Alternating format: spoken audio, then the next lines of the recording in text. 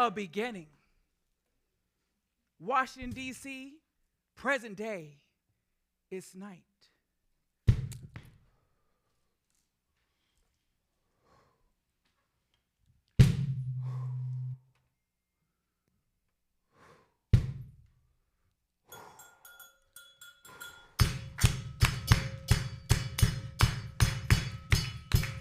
Hey, look at y'all. Looking so fine and so clean. Do I know y'all? Yeah. I'm the mayor, duly elected and ordained by the funk by the city itself. I handle all the chaos and discord in this here city.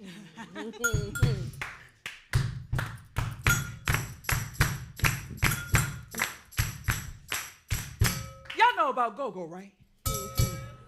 Well, this Gogo is different, but still the same too. It's a journey. So we're gonna start one way, and when it's all said and done, things gonna change. No telling exactly how, but the transformation is inevitable for sure. So I'm gonna need y'all in some moments to help me out. So when I say y'all ready to flow, I'm gonna need y'all to say, hell yeah! You got it. And when I say, can we open the door, I'm gonna need y'all to say it again. Hell yeah! All right. Let's go. I think we got this. Ha. So you ready to flow? Hell yeah! Can we open the door? Hell yeah! I said you ready to flow? Hell yeah! Can we open the door? Hell yeah! I said you ready to flow? Hell yeah! Can we open the door? Hell yeah! All right, that's what I'm talking about. Now let me introduce y'all to our band, our chorus and choir, the pocket roll call. They funky. First, we got the woman in yellow, also known as the great Miss Legendaire. The woman in yellow, also known as Miss Legendaire. Hey! Come on, girl. And we got Roy, Melvin Peoples, known as Blue and Richard Glorious, in the house. Hey, and Roy. And Richard Glorious. Hey! We got Khadijah Freeman, also known as Rachel, and better known as Elena de Sus. Khadijah Freeman, also known as Rachel, better known as Elena de Jesus. Hey. Ew. Hey. And we got Nikki Bledsoe up in here, y'all. Hey. Nikki Bledsoe. Hey. And last but not least. Okay. Once we get here. Take your time there. Last but not least, we got Sara Josephine James, also known as Destiny Rose, an aspiring star amongst this constellation of stars. Check her out. Hey! There once was a sweet thing, about 12 years old. world was gold. World was gold. She liked to eat sour pickles. Ride the bus round town. Bus round Saying town. hey to strange folks and dancing all around. Dancing all around. Now where she went to school, her mama made lunch. She made my lunch. She gave it all away though. Gave it away. Even her fruit punch. Oh, not my fruit punch. Some say she's too sweet. Too sweet. Some say she's too kind. Too kind, too Some kind. say she's dancing, but it makes her blind. Made her blind. Young girl, young girl. Young girl, young girl. Young girl, young girl. Young girl, young girl. Young girl, young girl. Young girl, young girl. About to see the world. About to see the Young world. girl, young girl. Young girl, young girl. Young girl, young girl. Young girl, young girl. Young girl, young girl. Young girl, young girl. About to see the world. I know all her business. Defaulted student loans totaling $300,000. Shh. Damn. It ain't cost her folks who got her here nothing but some belly bumping to make her. What's your credit score, baby? What's your credit score in relationship to your dreams? Dreams times this body plus urgent truth. Cut off notices for cell phone, electricity, and gas. You got your flashlight. You gonna need it. Ball so hard, you need extra batteries. Dreams times this body minus a sane source for inspiration, divided by taxes, loan sharks, potential death by default. Woo, rent's due, baby. Dance that dance. How many sips of your favorite spirit does it take to make believe you in Paris? Sara is at a tree, digging in the ground. Damn, why'd I have to bury it so deep? Get your ass in line for the potted peoples. I'm gonna break every nail I got digging this up out of here. It's the funk of 40,000 years. There, I got it. Dreams plus faith times plenty honey and memories of all the folks that walked to get me over. A lineage of people moving through doorways, exits, entrances, choices. I should equal something. Sacrifice plenty time, simple fun, a possibility of romance. My folks dreamed about who I can be, despite that very same judgment of me. Sara opens the jar, dips her finger inside, and tastes the contents of the jar. It's almost crystallized. But she's going to hell, or so she thinks, based on her training in history. It's hell. That's where all real niggas go. Where it's hot and where we cool, real cool. Ooh, this dream is so sweet. Just a little more moonlight, and in 1 month, I can take all my dreams and prayers with me and go. There's dreams inside empty pockets. I'm gonna study Miss Legiondaires' technique. I've been knowing my calling for a long time. And she finally sent me a letter saying that I can come study with her in New York. Ooh, I'm gonna dance how she danced the first time I saw her on my mama's TV.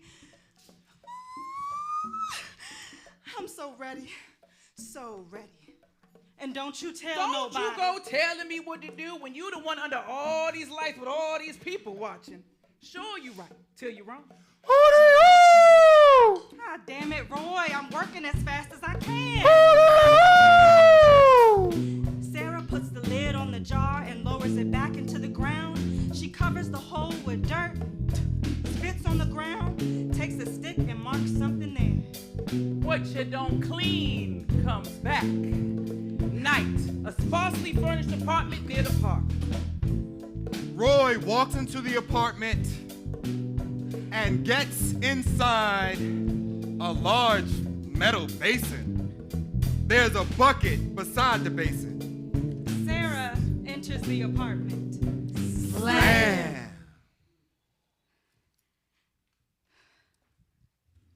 I said stand still, Roy. Damn it, you moving around like a 3-year-old. Focus. You should be praying while I'm getting this ready. Get your intentions right. What you gonna do, Sara? Man, you gonna let me do what you asked, or you gonna ask questions? You just need to be thankful. My mama taught me this. All right, damn, just do it. Well, just let me concentrate. You gonna mess up what I'm doing. Make me put some energy in this that ain't gonna help you. Hurry up. Okay, and when I finish, I'm gonna lick you right there. Stop Look, playing. hold still. Dang, you keep turning around looking at me. I'm going to send you back the way you came. Roy, take off your boots. Roy takes off his boots inside the metal basin and drops them outside of the basin on the floor.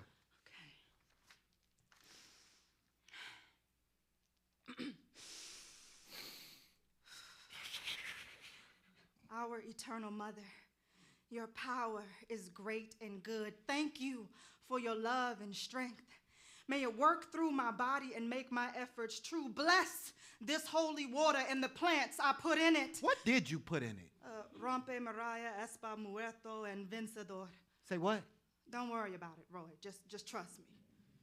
Most wise and generous mother, please bless this water strengthened by the sacred plants of the earth that has so graciously given to me. Clean this man. Say your name, baby. You already know it. You gotta say it. Elroy Melvin Peoples. Okay. Clean this man, Elroy Melvin Peoples. Rid him of the toxic energy sent to bind him. Eternal Mother, cleanse him so that he can do the good work he is meant to do. Water splashes and Roy screams. Sarah rips off Roy's clothes from his body and puts them in a plastic bag. Roy is naked. Sara continues pouring the spiritual bath over Roy's body. All of Roy's vices fall into the basin.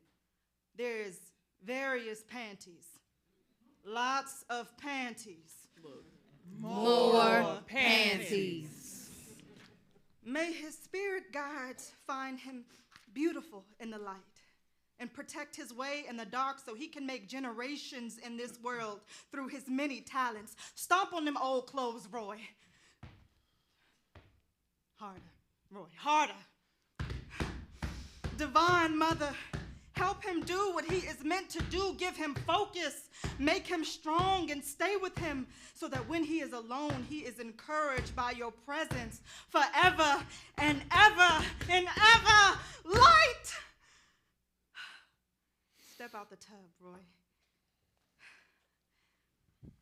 Sara retrieves the old clothes from the basin and places them in a plastic bag. Sara hands Roy white clothes to put on. Come on. Now we got to bury your old clothes. We don't want nothing coming back on you, not after all this work I just did. Thank you, baby. What time is Khadijah coming home? Who knows? She's out with Nikki celebrating her coming back home, and they ain't having no trouble putting things back to how they were before she left. Nikki is lucky she made it home alive, though. As crazy as this world is. That was a long time for Khadijah to wait. They got that thick and steady love. It's worth the wait. True, but that don't mean everybody gotta wait. Roy leans to kiss Sara. She avoids it. She walks out the apartment grabbing a spade from the corner by the door. Slam. 'Cause it's just another day around the way. At the tree in the park around the corner at night. Sara gives Roy the spade and a bag of clothes. Just dig a hole and put the clothes in there. How deep? Well, deep enough for nothing to come back and follow you home.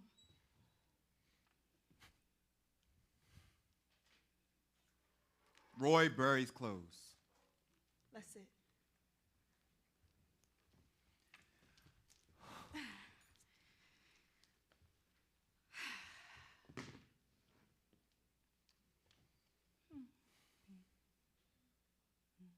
You know, I feel good. Yeah, I feel like I could paint the whole damn universe. I haven't felt like painting anything for months. Too caught up in simple shit.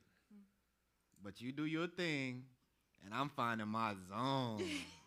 Yeah, you got some skills with those hands, huh?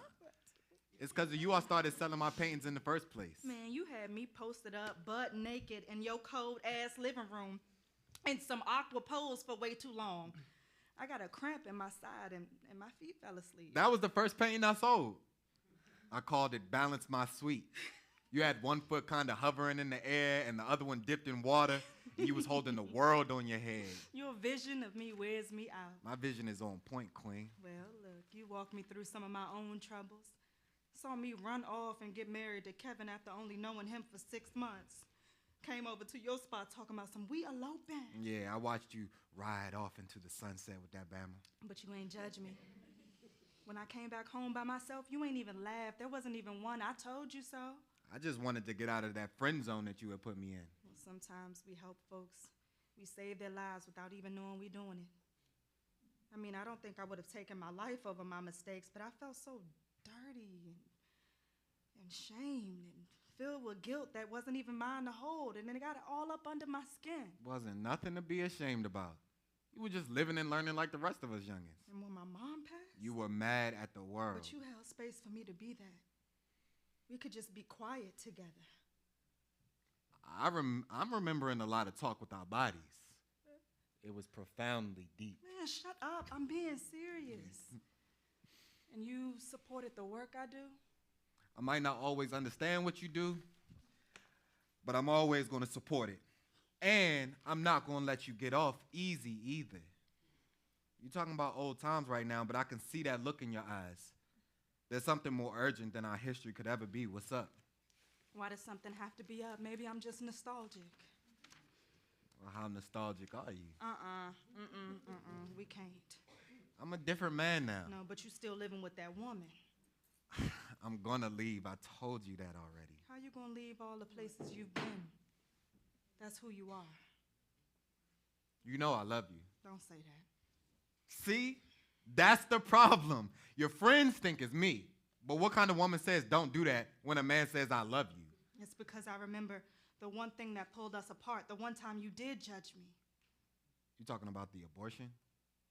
It wasn't my choice, and I was young. I had a hard time. Well, you had a hard time. My mother just passed. It's different now. Why? I'm different. Why? Because I cleaned you? That shit hurt me, and I was honest about it. Okay, you were honest. And it wasn't long after that you was with that other woman. I felt like you would have had the baby if I really was the one. Okay, it wasn't about you. It was about me, and you couldn't even see me. I see you now. I see all your magic. Magic is what we have when we can trust each other. Then trust me. What, just like that? Just like that. I just stood naked in your living room while you prayed for me. True.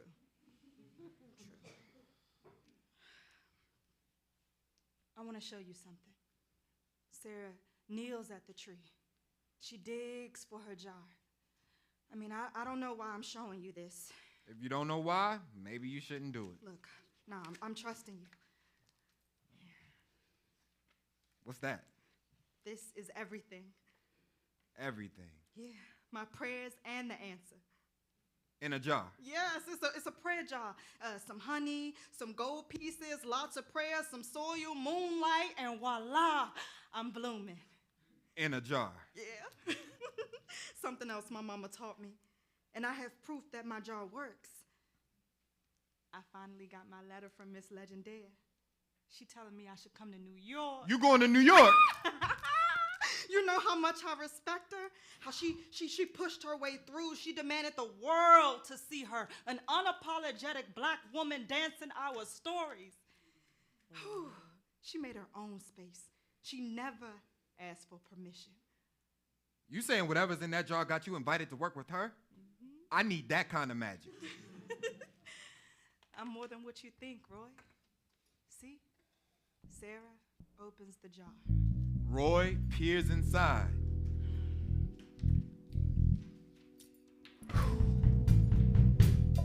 In pieces, inside Sara's mind.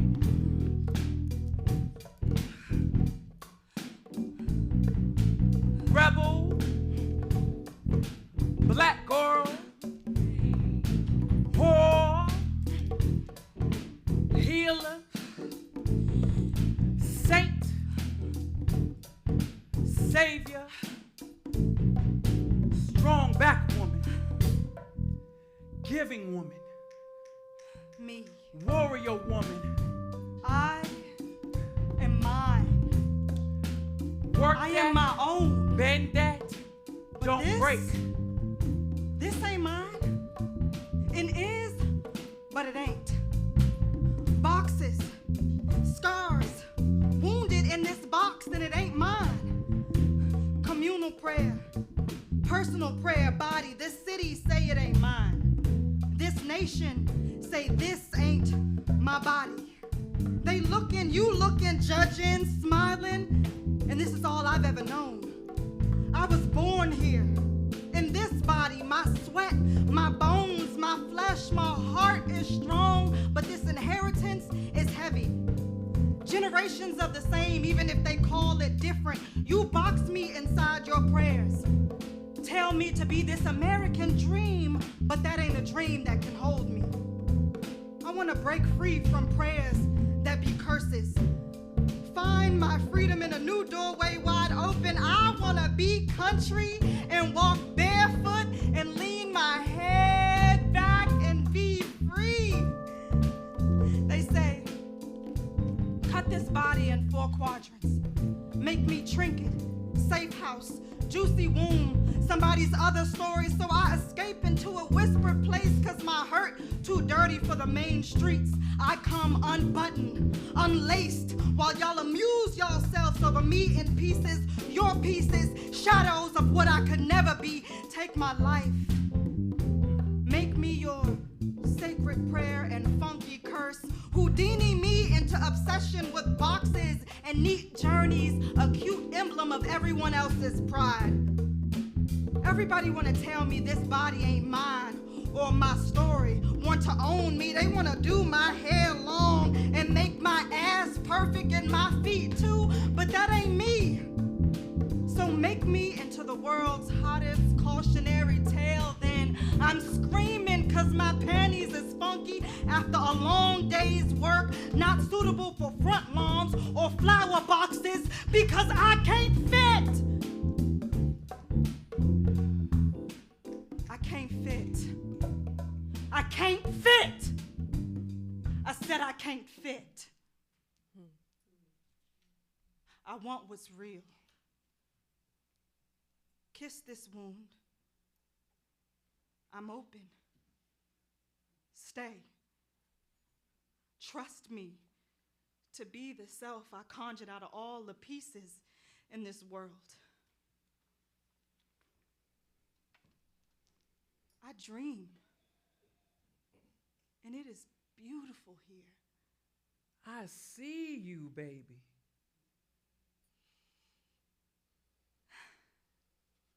I see you. You do. You make me want to do it right here. You see me What?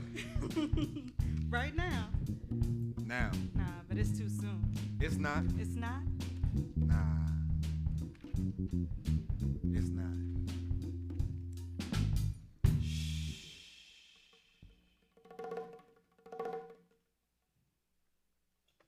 I see you, baby. You see me. Sara?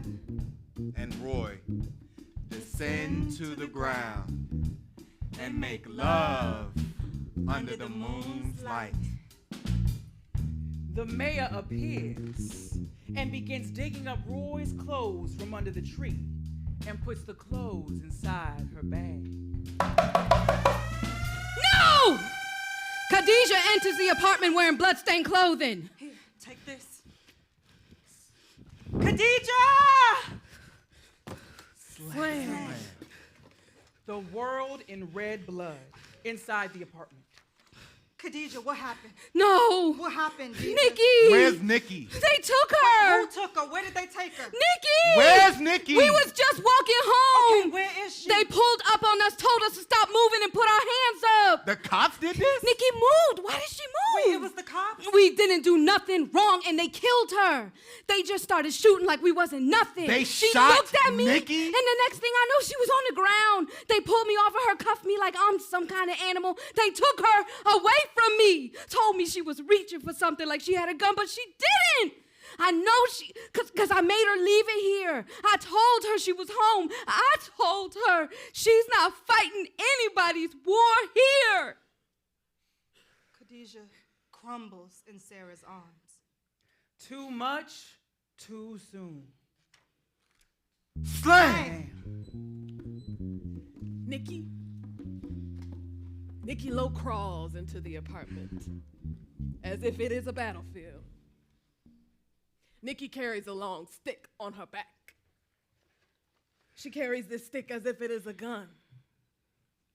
Nikki is an ancestor now. Nikki is an unquiet spirit, stuck between the realm of the living and the dead. Psst, Sarah, it's me. Too soon for you to be visiting me, Nikki, too soon. Get down before somebody open fire on our asses. Can you get these, I can't get these holes to close. I can't get my holes. Can you help me? I ain't leaving. You scared? Look, you should be bothering her, not me. I can barely think as straight as it is. I haven't slept in I don't know how long. That's why I like you. Look, get down here. Come on, you gonna get us both killed. Help me close this hole. Come on, just this one. No, look, you already dead. I hate to tell you, but it's true, and I must be closer than that than living since I can hear and see you, goddammit. I told all the spirits that can hear, I don't need to see y'all like this. It's not natural. I'm dead. Who told you that? I mean, I'm right here. I just got holes in my body, Sarah. Just help me close these holes. Come on, it's making me cold. Look, no offense, Nikki, but I'm about tired of you spirits telling me what to do. I don't want to be no spirit. I just get back from overseas. Fools can't leave me alone. So why should I make it easy for you, huh? By willfully embracing invisibility? Nah. I ain't going nowhere. Nobody's forgetting me. Because I can't forget. Just help me close these holes in my body, Sarah. No. Look, I just want to go to New York. You gonna go. But I need you here. Just make me whole. So they can't make me invisible no more. No, I should be gone. I planned on being gone.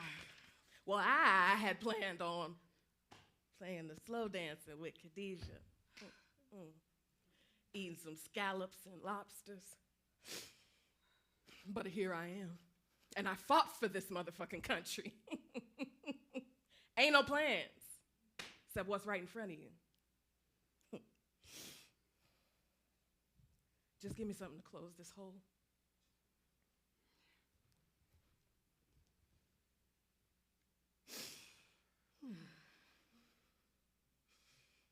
I don't want to leave Khadijah like this, but I waited too long already. Look, I know you ain't make it this way, but this is really bad timing for me, Nikki. You gonna go. Trust that. You just gonna have to do something first. Like what? Make it so they can't ignore what's going on. These days, people want to slide on through. Even your kinfolk don't want to make no noise on your behalf because everybody on their own personal agenda. Oh, we scared. But we die a little bit inside every time we move like that. You gonna unleash truth like it's a bomb, okay? One that wakes people up to life and change. Am I losing my mind? I really am. Look, you got a map for the Underground Railroad so I don't wind up in prison after I blow this place up with the truth? Truth may get us all killed. There's folks in this country who pay a lot of money to keep the lies intoxicating. Listen, I know better than to listen to no unquiet spirit mad because you died all wrong. Look, you may not trust me, but it's not just about me and you. You feel that? No, Nikki, don't let them in right now. That's not fair. Oh, girl, I can't stop them from being in here. Anybody living and breathing on the top side of this earth is only here because of them. Huh? You know it. They died for you to walk freely, Sarah. They get to show up when and where the hell they want. Look, I know that. But do you live it? Look, there's more than one way to honor them, Nikki, and there's more than one way to honor you, too. They pissed off, you know. Don't think they don't see you using the old ways, cleaning folks off with plants, giving readings and all that. But do you thank them?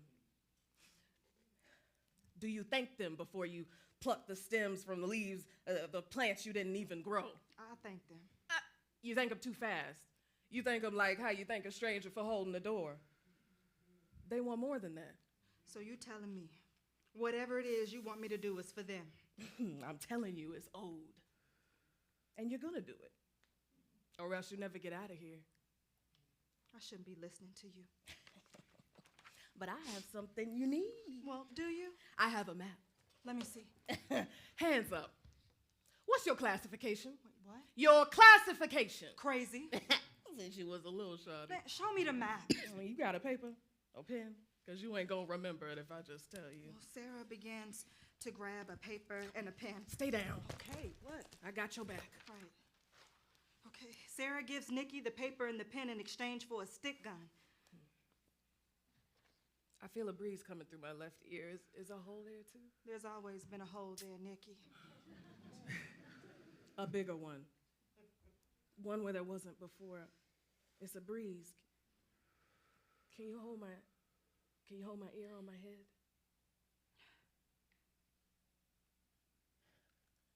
That's better. All right. Now you gotta start down at the swamp. At the river. After midnight. That's where you get what we need. Okay, there's power there. Power and mosquitoes. You gotta get there for the plan to work right. So take this route down New York Avenue past Bladensburg. Okay, New York to the Parkway. Right. Then you cross the river, make sure it's at your back. Turn around, sit right at the mouth, and breathe it in. Don't take nobody with you. Yeah, nobody. Exactly. Now, but when you come back this way, you gotta let your feet fall on federal land. That shit belongs to us too. We built it. I feel you. Now don't stay there though. All right, too many eyes around there. And remember, you're gonna have to do most of this on foot. Okay, to Union Street, to 11th and... Shut the fuck up, damn! Never give the final coordinates out loud. Well, relax. Give me my gun. How exactly am I supposed to bomb the truth, Nikki? Don't worry about that right now. Just get to the swamp. I'll send you a sign when it's time. When do I go? Soon. You'll know. I'm not sure about this, Nikki. Look at it this way. If the journey ain't got some trouble in it, it ain't real, no way. So you saying if I do this for you, it'll help me with my plans? It'll definitely move you forward. Wait, is that a good thing? What's bad is good. What's good is bad. And in the end, all roads lead to this one. Drop the motherfucking bomb, Sara. Or die trying. Hey, you ain't gonna do shit but come back anyway. Drop the truth on heads like how you fuck ferocious under trees and shit.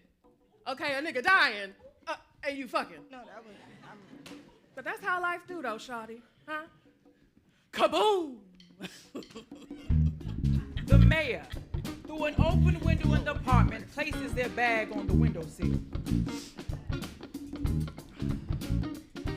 One night I was working, conjuring spirits for the truth, throwing bones and watching Sara do what she do. Some people think I'm too strange, some scared of me, but they don't realize I'm necessary. I mind my business, do work most won't. Keep the evil eye out of your front door. When things got hectic, they sent this girl to me. Want her to find out what's in this bag I keep. Sara tentatively looks inside of the bag, both stunned and empowered by her recognition of the dangerous power of the bag and the mission Nikki has placed her on. Ha! Dance, girl! Dance, girl! Dance, girl! Dance, girl! Dance, girl! Dance, girl! Welcome to my world! Morning sun. Inside the apartment this morning, a month has passed since Nikki's murder. Sara? It's about time you woke up. Feel like I've been asleep forever. Wish I could just fall back into it, too. You gotta go to work, Deidre. Your gig is only going to allow for so much leave time. Well, what's the point? You want to keep a roof over your head, right? I can't do this on my own. Only so many folks want their hair done, spiritual readings, baths. I mean, these teachers, artist checks help, but they're not enough. So life just goes on, huh? No, nobody said you got to act like nothing happened. But you do have to live, which means you have to eat. Maybe take a shower. You know, open up some of this mail you got piling up over here, girl. Brush your teeth. Richie, Nikki is gone. What kind of life am I going to have without my heart? You're going to take yourself out, too? That's not an option, DJ. Well, who the hell are you to tell me what my options are? Let me feel what I need to feel. Let me say how I need to say it. Nikki is dead. She was killed, and she is never coming back to me. Never. I feel you, DJ. I love Nikki too, but I'm not going to let you follow her to the other side because she wouldn't want that. How do you know what she would want? Nikki's gone, Sarah, and the world just keeps on moving. Her obituary in the paper ain't shit. I want people to know we lost somebody special. She wasn't somebody's statistic or hashtag. She was a woman, a beautiful woman, and I loved her every day, and I still do. I know you do. How about a vigil? You talking candles and gospel songs? You know Nikki wasn't up in church all like that. Yeah, that's true. That's true. Look, we'll think of the right thing to do. Let's just let it rest for a while. Come here. Come here. Let me rub the trouble out your head a while. Khadijah sits between Sarah's legs on the floor. Oh, your hands are magic. You should be charging folk more money than you do. This is medicine right here. Girl, I don't give everybody this kind of treatment when I do hair, and you know it. Look, I do this for you because you my girl, and I love you. And I'll never let you fall. I'm going to hold your head when it gets too heavy, same way you do for me. I never thought you'd have to carry me through this, though. When Nikki came home, I thought it was going to be me and her for life. We sent so many emails while she was away and dreamed so many dreams together. She said she'd seen too much life lost in the world. She had been a part of too much death. She was on the wrong team. And we were going to make a team, a family for life. I know it hurts, and it doesn't make sense. Let me hold some of that. Khadijah let Sarah massage her scalp a bit longer. I need to get ready to go to work. Thank you. Khadijah walks to the bathroom with some clothes.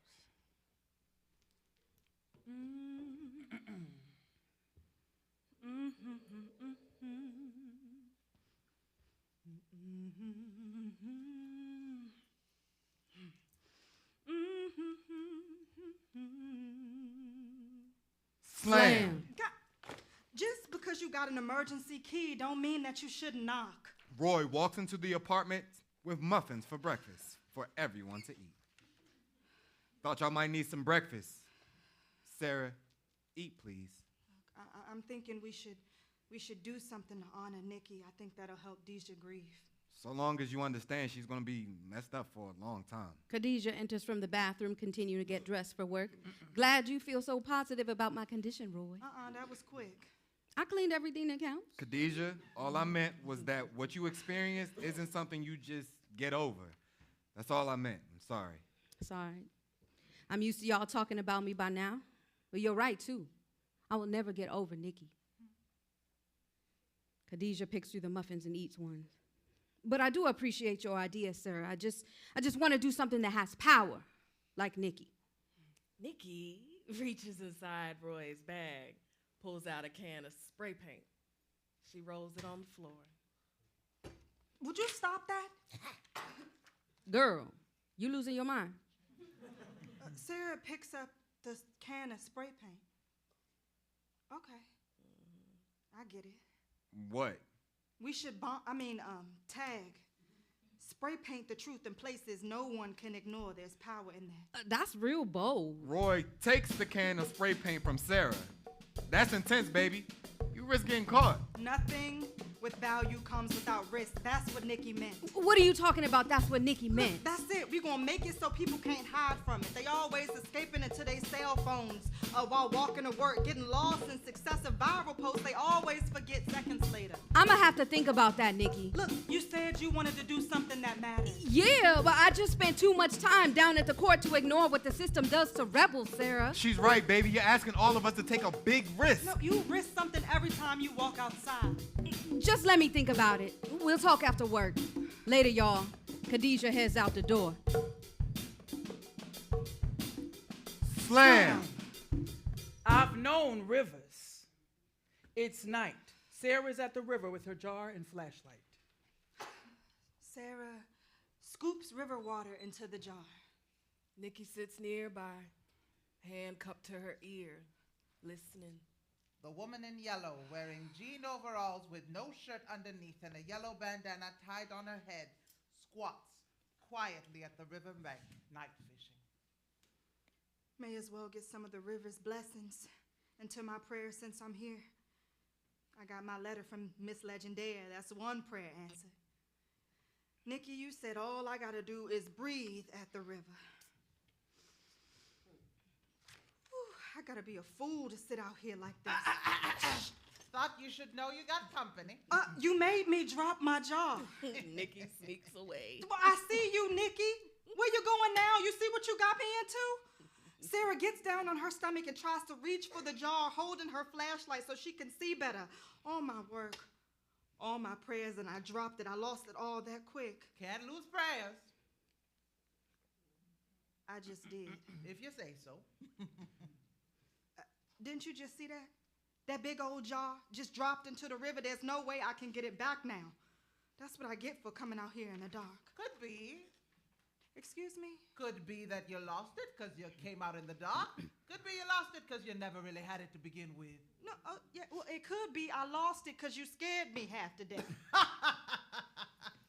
The woman in yellow pulling her line in, adding bait to the hook from a tin can.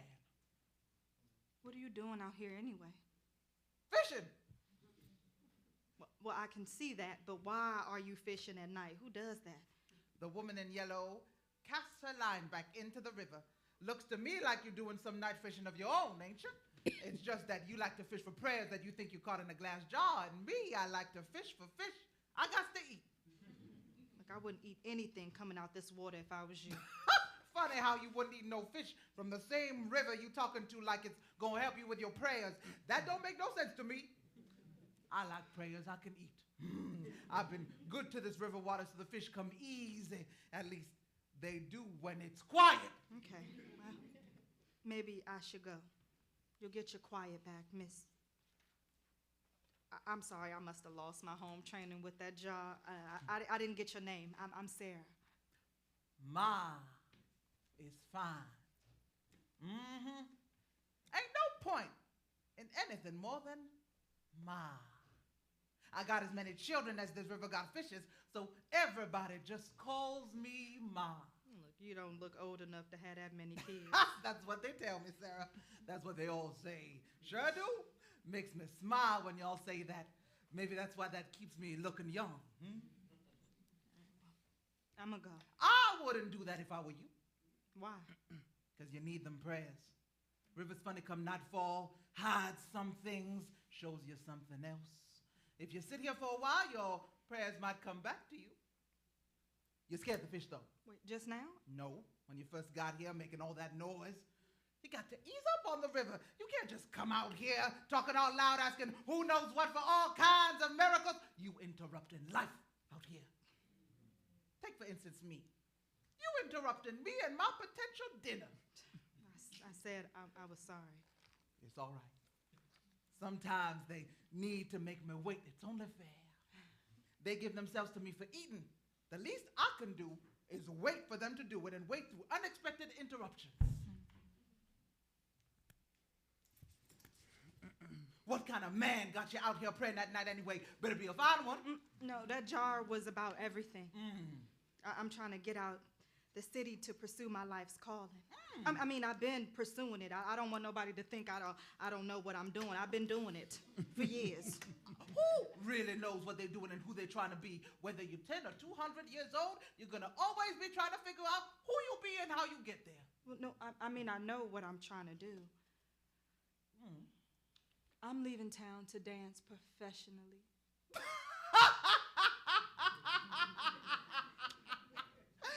The woman in yellow reaches in her overall's front pocket and takes out some breadcrumbs. Sometimes the catfish come out for some breadcrumbs. Oh, here, you take some too. Might get lucky if you help me. Hey, fishes, come to mama, babies. Come on now. Y'all know how we do. I see you, fishes. Woo, look at you. Nice size for frying. Come to mama. I got a home for you. Yeah, that's good. Don't do too much at once, though. I only got so many of those. So, you're gonna dance professional, huh?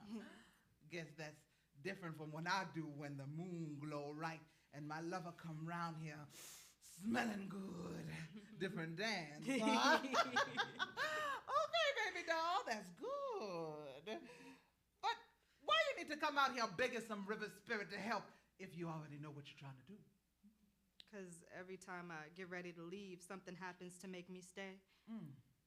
This time it's my girl. She got killed and she just got home from being stationed overseas. Seems like a reason to stay for a while to me. Got me pissed off now. Yeah. It's one of the worst things life could bring to anybody. I care, I do. I mean, my best friend from way back, that was her partner, and they were going to get married, and I'm worried she might not make it out that hole. I can't leave her like that, but I just can't stay here forever. I mean, I've been wanting this for too long just to be hanging around indefinitely. I mean, who's to say how long her tears gonna fall? And I know how opportunities go. They be here one minute and gone the next. Could be. Could be you lose something for staying, but you're gonna lose something anyway. You just don't know what it's gonna be yet. Life is like that. Little bit of sweet, little bit of bitter. Oh, one makes the other more real. They go together. Yeah, Mom, but I ain't studying all that. I know I gotta leave. I'm gonna do this one last thing for my friend, and then I'm out of here. Sounds simple enough to me. Dance then.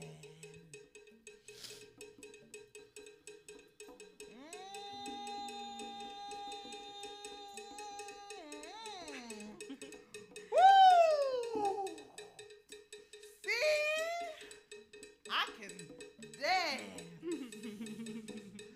I do it to keep my bones from getting stiff. Gotta stay loose. Flow like the river. Get tight and you can't catch nothing because you're so stiff you can't hold the fishing pole right. But tell me this. Why are you still out here? I'm waiting to see if my jaw comes back like you said. See that? Oh, see that little silver shimmer keep popping up? They playing possum with me, but they seem to like your talking. The woman in yellow gets up and goes to sit back beside Sara, picking up her fishing rod and throwing her line back out into the river. The woman in yellow picks up a second fishing rod and gives it to Sara. Maybe you'll find your jaw like this. The woman in yellow pulls a worm out of a tin can and attaches it to the hook on Sara's rod. There you go.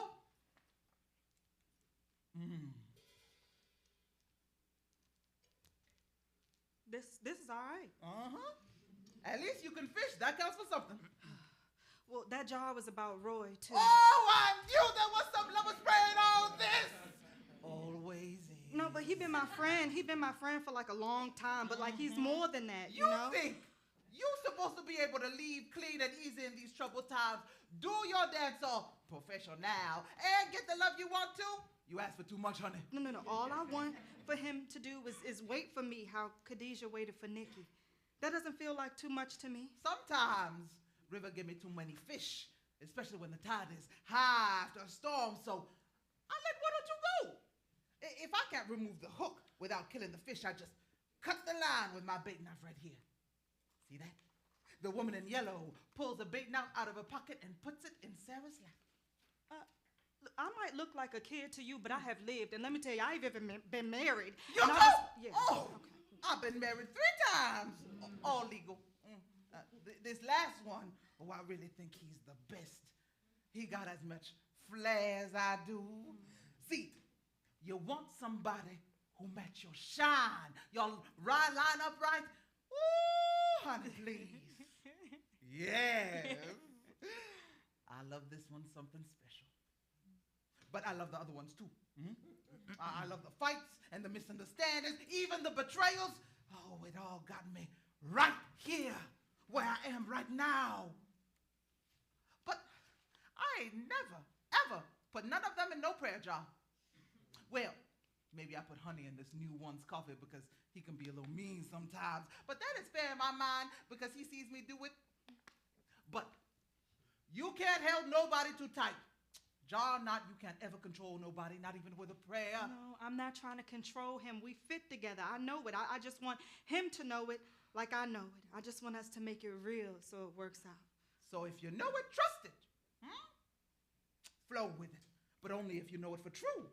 And seems to me you already think you know too much to know anything at all. Tell you what, though. We fishing right now. Be where you at. It would be a shame to lose some good catfish because you want to walk back and forth like that. What would be a shame would be me losing my dance. He's a part of my dance. What part? Your pinky toe? No, not my pinky toe, my heart. Oh. I mean, I got heart regardless. But I love him, and I just need him to choose me for reasons beyond circumstances, you know? Give me my rod back. Wait, why? You ain't catching no fish. But what about my job? If you can't catch no fish, how you gonna catch a jar that ain't got no appetite for your bait? But ma'am, you said... Write your address down. I'll come out here a lot. Maybe your jar will come back, wash up on the riverbank. Maybe I'll find it. If I do, I'll bring it to you if you ain't gone already. What? You think I'm gonna do something bad with your address? You've been sitting out here with me in the dark? What? Ain't nobody out here but you and me. If I ain't tried to harm you here, you shouldn't worry. That's true. Well, Sara writes down her address and gives the paper and pencil back to the woman in yellow. Here. Don't forget about me. You know I won't, baby. Well, thank you. And listen, I hope your fish come back and catch hold of your line. Me too. There's a whole lot of children I got to feed. All right, then. The woman in yellow stares out into the river, continuing to fish until Sara leaves. When Sara is gone, she puts her rod down, reaches into the river, and pulls Sara's jar of prayers out. She opens the jar, tastes its content with a fingertip. Oh! Now that's too sweet. How's she gonna ever appreciate anything when it's too damn sweet? Turns my stomach. Oh, damn it! She took my knife. Scheme, scheme, plot, plot. Sara, Back at the apartment, it is still night. Sara and Khadijah around the kitchen table with cans of spray paint. Slam. Roy enters the apartment. So I got the truck ready. We got to get in and out fast. Right. And keep the words simple. Listen, we only tagging businesses that are corporate chains. You know, the spots that kicked the small owners out when they bought the Metro in. And the ones that didn't play our music. We gotta tag Nikki's full name and the date of her death. But if it's tight, just Nikki. Y'all ready? Yeah. Everybody got your bags? Put the cans in there. Now, if we get separated, we meet back at the park. And if somebody sees you, hold your own, run if you can. Figure out where it's safe to go and wait for a call from me. And what if something happens to you? No worry, we all got phones. All right. Well, we need to get moving. For Nikki. For Sara. One.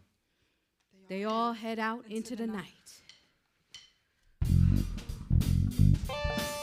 Nikki, bless us. Nikki, bless 'em. Nikki Bledsoe! Nikki, bless 'em. Nikki Bledsoe! Nikki, bless 'em. Nikki Bledsoe! One. blood. One blood. One blood. One blood. One blood. One blood. One blood. Nikki Bledsoe. Nikki Bledsoe. Nikki Bledsoe. Nikki Bledsoe. Truth lives! Broadcast news channel live, y'all. On Sunday, a band of discontents, presumably native to Washington, D.C. area, attacked historic U Street with the following mysterious and threatening message: truth lives and one blood. Curiously, they only tagged businesses new to the area, those not owned by local residents who have managed to hold on to their stores during the recent improvements to this new city. On some locations, these potentially dangerous rebels also spray-painted Gogo Nikki and Nikki Bledsoe, possibly in response to the recent death of the U.S. military veteran Nicola Bledsoe, who savagely attacked local police officers in a fit of rage one night, considered post-traumatic stress syndrome. According to the police commissioner Worthy, this wayward and departed young woman is perhaps the leader of the Truth Lives insanity. No suspects have been apprehended at this time. The authorities are reviewing a video recording acquired from surveillance camera outside the Starbucks. Please send any information you may have about this heinous crime against our beloved city to the police immediately. You can remain anonymous. This is Janine Grossman, your achy person, signing off for now. Good night.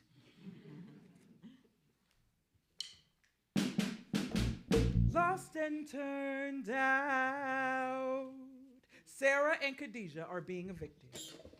The woman in yellow picks through Sarah's and Khadijah's belongings.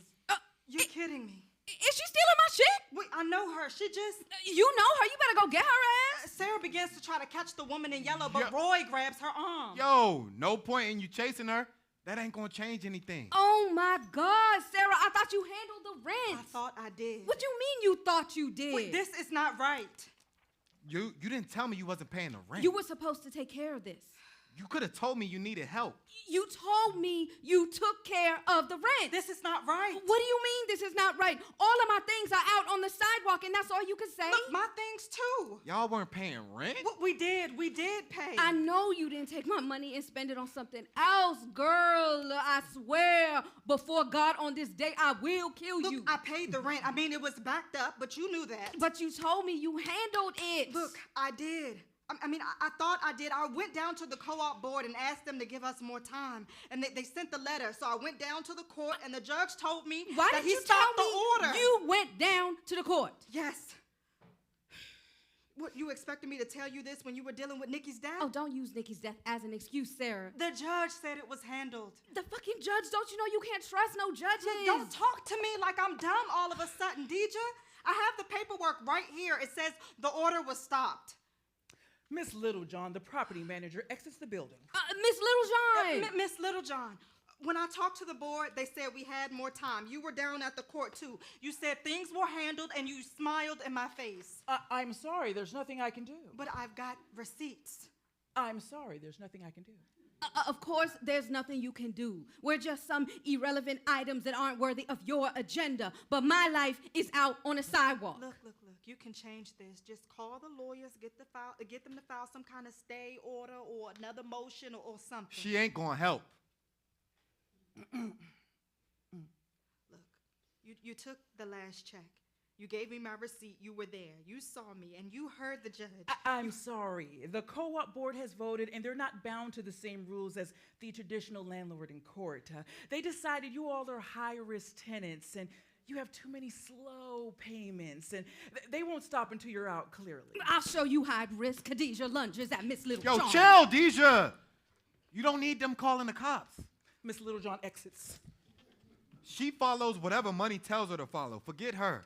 Listen, all this yelling ain't getting us nowhere.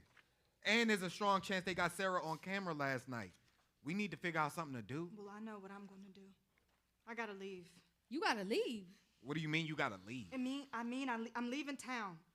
I don't really have a choice, and for real, what's the point of staying? If I ever needed a sign, this is one. You gonna leave and all our shit out on the sidewalk? Look, I'm gonna take a little bit of what I need, and I'm getting out of here. I've been planning on doing this anyway. Oh, you plan this. You plan to leave it. When were you gonna tell me? Look, I don't know. Hold up, baby. You can't just leave. Well, I don't have a choice. I thought we would never let each other fall, Sara. I thought we was gonna do this. You're gonna let us do this and leave. And you're so caught up in being your most authentic self, you can't even see me. What kind of shit is that? Look, I didn't plan to leave like this. The one thing that kept me here this long has been my concern for you. Come on, you know that. Look, you know me better than that. I don't know you. And I don't want to. Roy, can I use your truck? We gotta get this stuff and get it to my cousin's spot.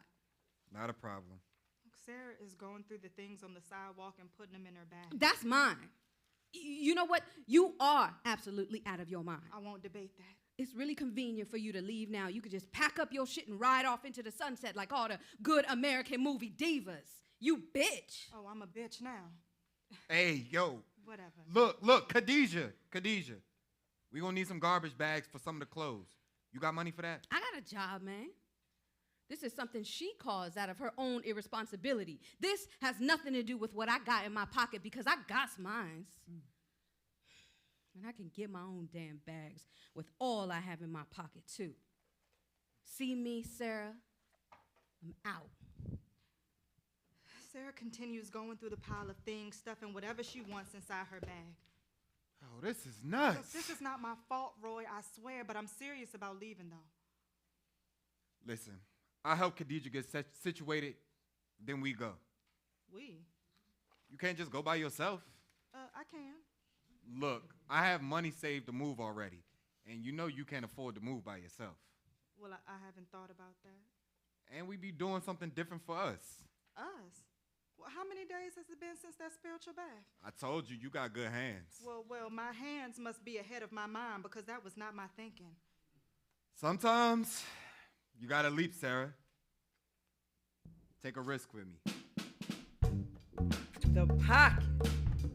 Well, y'all, let me tell you about the pocket. See, you can glide in the pocket. You can stride and ride out in the pocket. But when the crowd gets too hype and the folks start scuffling, losing their minds inside the rhythm, feeling that warrior cry to fight all of what we thought we knew when it was real, we gotta lock that pocket. Yeah, there's no ins and outs. See, we still here. About to switch rhythms on y'all. But we still in the pocket. And Sara, things are changing as they always do. No telling exactly how, but she sure gonna find out. Cause life does move on in every city, you dig? Sometimes you gotta change the rhythm in the pocket. And in so doing so, you change your game face. Switch your calling card and get what you think is brand new. So our Sara, now known as Desi Roy, and Roy, now known as Blue, well, they go to the big city and stay a little country. They change their names because they on the lane. Check it out. And so, as legends go, it is early evening inside the apartment on the Upper West Side. Miss Legendaire, the great dancer and artist activist, reclines on a couch in full regalia as if she is about to rise for a performance. Her assistant There I go, and there I goddaughter, go. Rachel, sits next to her taking notes. Dearest Philippe, I do apologize for not being able to attend your daughter's premiere. I have been touring for so long that I can barely keep up with my own movements. No, that isn't right. That sounds as if I'm losing my mind. So you don't want me to include that? No. Well, yes. Read it back to me. Dearest Philippe. Philip, I said this letter is to be addressed to the honorary councilman, Richard Glorious, the people's advocate for change. I like him.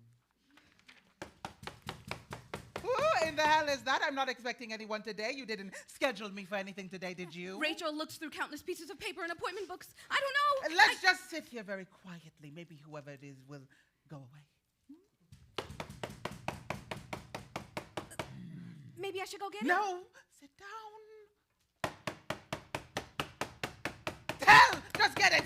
Oh, I'll never be able to think with all that pounding at my door. Had we moved to that building with a doorman, this would not be a problem. Why did we move there? It was far outside of your budget, Godmommy, remember? Don't remind me of that nonsense. But you I did not ask you to remind me of my bank account's steady descent into nothingness. Ah! How can I create new work when I'm so tormented by the incessant knocking at some strange, unknown person? I did not ask for you to come here today, stranger! Do you want me to go get it? I don't know. Should we return to France, my love? I think it would be best. How are my bags packed? You don't have any tickets to France, Godmommy, remember? Do you want me to go get the door? No tickets to France! God, what is the matter here? But should I open the door? Yes! Yes! Rachel. Anything to stop that inferno knocking. Rachel, go. Maybe it's Councilman Glorious coming to call on me before we could finish this letter. Rachel goes to open the door. Miss Légendaire rises from under a mountain of blankets in full costume, turns on her music. This is the Dunham technique. Thank you. Thank you so much. I thought I had the wrong apartment, but I bought the letter Miss Légendaire wrote. The address very clearly. Who is it? Is that you, Richard? No, Auntie, it's not Richard. It's Sara. Well, I don't go by Sara anymore. It's Destiny. Oh. Destiny Rose, ma'am.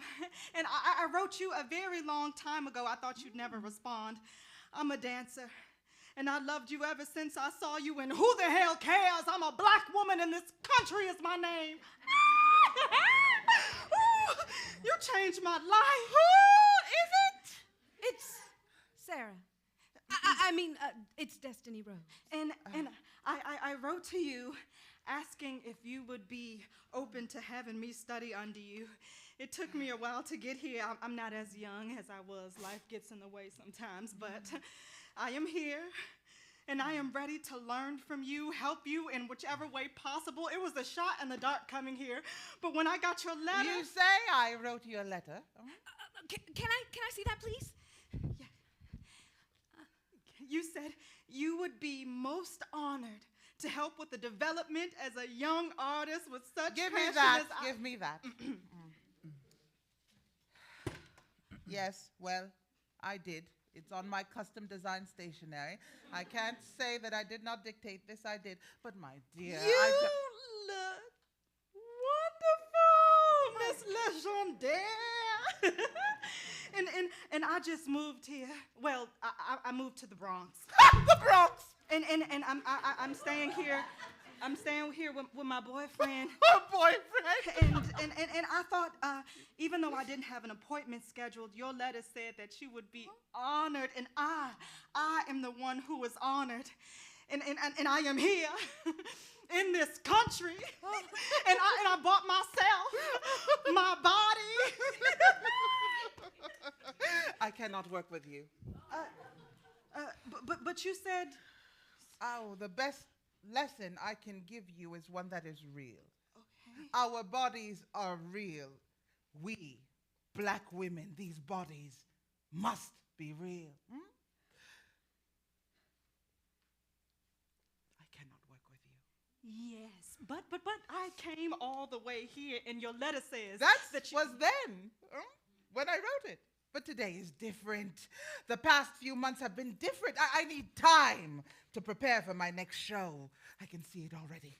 Oh, absolute brilliance. I cannot teach if I am to harness this wondrous inspiration scratching at my mind. She goes through this. Yeah, but she said that I... Yes, I know, but she is subject to moments where she doesn't do what she says she will do. What is it with all you younger women calling on me, imagining me some force of nature? Destiny kicks off her shoes and takes off many layers of clothes to reveal a dance costume. I am a body. This body. I am dancing through life as best I can. I can't dance it through for you. When I arrived here, I did not come rest my bottom at the apartment of some woman who had come before me. I danced. I danced on corners, in subway tunnels, on a moving train. I danced. I let the place know I am here. I laid myself down in the middle of the village on the dirty, grimy street. I laid my body down in my own sweat. I gave them pain. I gave them grace and pain and passion and protest. In every fiber of my body, every sinew and limb, every cell, screaming, dancing, struggle. I was beautiful and grand and undeniable, impeccable. You come here expecting me to do what? Transmit my genius to you, and you have not danced? Okay. Oh, you must dance your own body. Oh. No, your own body! Oh.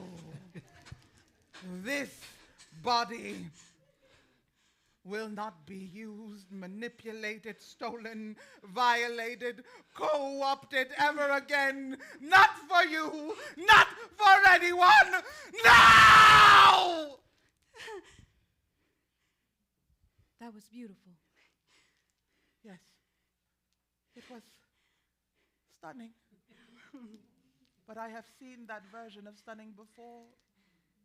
It's quite familiar deep in my bones. You study well. Leave me. No, wait, but I can do more, ma'am. I mean, please. Rachel! It's time for lunch, dear. Please tell Miss Destiny. Oh, what a lovely name. Destiny. Perhaps she will find it outside my front door? Yes, Miss Destiny. It is outside my front door. But I came all the way from... Space is the place, and every space is the same place. Everybody the same universal body, dear, and thus there is nothing I can give you that you don't already have. Goodbye, dear. Perhaps another day. Okay, yes, ma'am, but Okay, do you know anyone who could give me a job? I know no one who will give you anything. Dance! Okay. Outside my front door. Rachel attempts to help Destiny gather and put on her clothing. Destiny can do it herself. I think it's time for you to go. But one more thing, dear.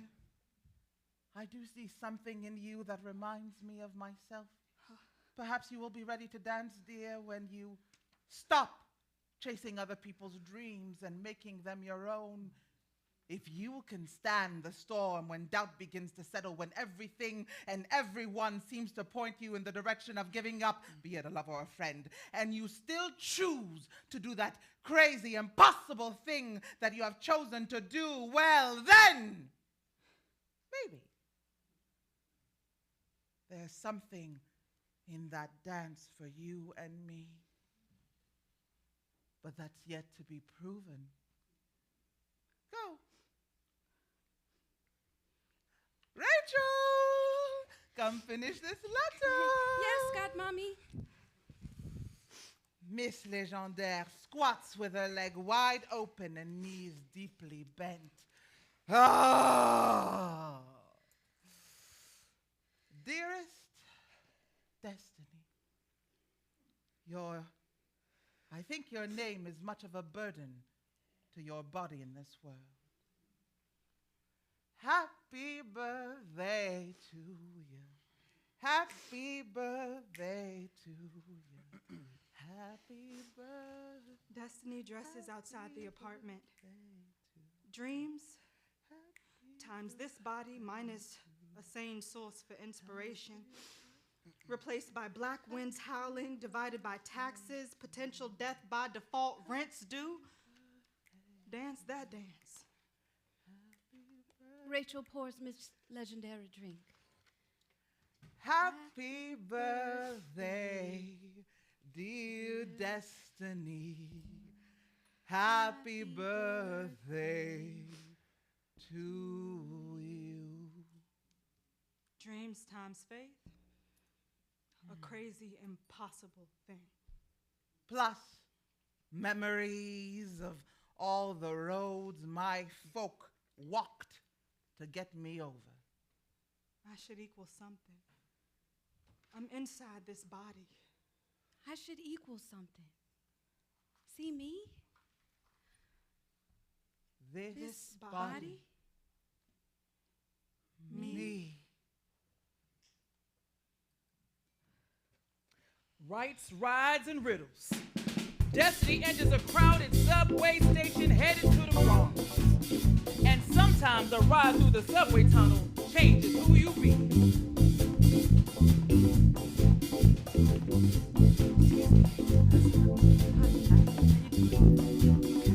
Uptown, downtown, up, down. Hey, take it all around. And which? Yeah! Yeah! Yeah! Yeah! Ha! Time goes on, troubles too. She keeps on seeking her headspace in two. One side is living, the other it ain't. That's how we caught in the world of the dead. She sees so much, she gets confused. She gets good living, she thinks it's due. Can't hold that knowledge and be cool too. Can't forget what she's learned losing the blues. Growing fine, growing bad, growing vex, dancing her waistland. Growing fine, growing bad, growing vex, dancing her waistland. The mayor puts on the train conductor hat and becomes a subway conductor. This is the Uptown 1 train to Cortlandt Park, the Bronx.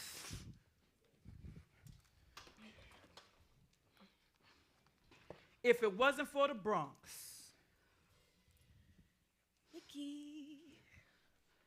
Nikki's shirt stained with old blood, but she now wears white pants. Shawty, damn, what you doing with that knife? I'm protecting the door. This knife is going to keep the bad out and the good in and cut whichever tries to work its way between all of that. There's a whole world out there I got to protect myself from. You can't stop the world from being in here. I'm in here. You can't keep the world out when you in the world. Well, damn it, I can try. But you all up here confusing me, and I can't even think a full thought without seeing you all messed up, blood stains on your clothes. Well, can't you change that? That's how you choose to see me, shawty. You can't forget. Too much blood been lost on this soil. I want to forget. I want to go back to being a child with stars in my eyes and no fear. You done too much living to get that back. You need to see the world. If you're going to walk in it. Now, you did what I asked you to do, so I'm going to help you see better. You can't hide up in here. You can't hide from life. Blue enters the apartment. Slam. Slam. And you can't hide from him. Destiny tries to put fabric over the knife, but the fabric falls to the ground. But you stubborn. You gonna try anyway. Baby, I love this city. What the hell you doing? A knife at the door? You trying to kill me? Blue, what do you think? Blue watches her finish with the fabric, picking her up and laughing when she's done. I'm making it happen, baby. Blue, put me down. You should just go on and pack all this shit right back up. We won't be here for long. What are you talking about, Blue? We signed a lease for a year. I don't care about that. We going to see the world, baby. The world? Your knife must not be working, shawty. Shut up. What? Not you. Don't pay attention to me. I got too many thoughts in my head. It was a tough day, and I went to see Miss Legendary. Oh, don't even worry about her. Listen, let me tell you what happened. Sit down. So, you remember I submitted my work to the gallery, right? Well, I walked over there for the meeting they requested. I'm thinking they might hang some of my work, maybe one piece, Maybe they just gonna tell me they like my potential, you know, ask me to do something different. I know, right? And when I was in Miss Legendaire's apartment, I think she was telling me that I need to work on my arm extension. Hold up, because baby. then Hey, hold up. And then she was kind of mean, and I think I know why. Not everybody's gonna like you. But she sent me the letter. These people up here move fast. So you gotta move fast too. That's what I'm trying to tell you if you would just listen. Destiny phone rings. She looks at the phone, sees who's calling. Dang, people just need to let me be. She silences her phone.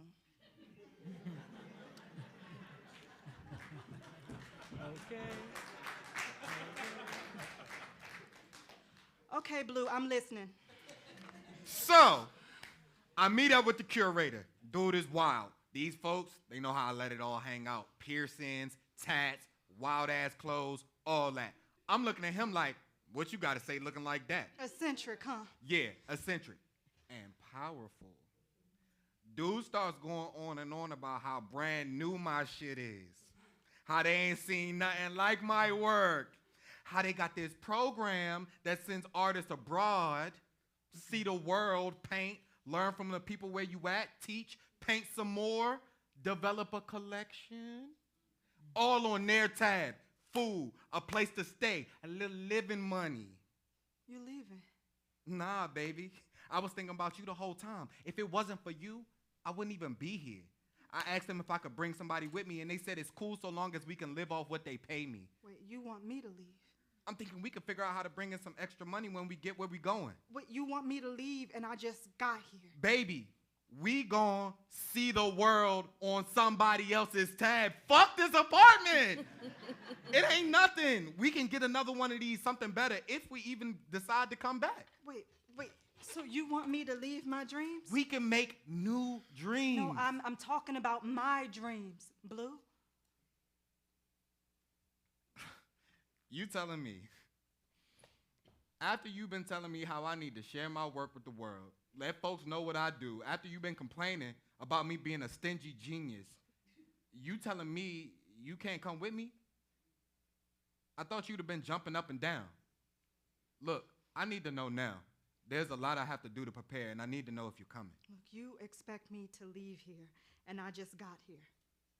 You expect me to drop everything. I mean, I'm happy for you. I want you to do well, but you come in here like the whole world revolves around your ass, and you tell me while I'm still unpacking my shit to pack it back up because we leaving? That's exactly what Miss Legendaire was talking about. Don't chase other people's dreams. I can't just follow you and leave. I gotta do the crazy, impossible thing. The crazy, impossible thing. Like throw shade on me when I'm shining. No, I'm just saying how I feel. Look, woman, are you blind? Nikki got killed. You were there. And what about my parents and my grandparents before them? Most of the people in my family had to walk a road they didn't choose, make compromises on who they were. And I don't have to do that. All the talking you do about what the system does to our people, you're the last person I'd expect to throw salt when I rise up. Shut up, Blue. Nobody is throwing whoa, salt. Whoa. Don't tell me to shut up. Don't do that. Look, I'm going to move forward the way I should. You mad about that? I'm telling you I'm taking you with me, and you talking about what about my dreams? Are you for real? Wait, it's all about you, right? You just want to use me and use me up until I'm small enough to fit into your little suitcase like a Lucky Charm? That's your story, not mine. No, what? You just want to fuck me until I shut up? This was my dream.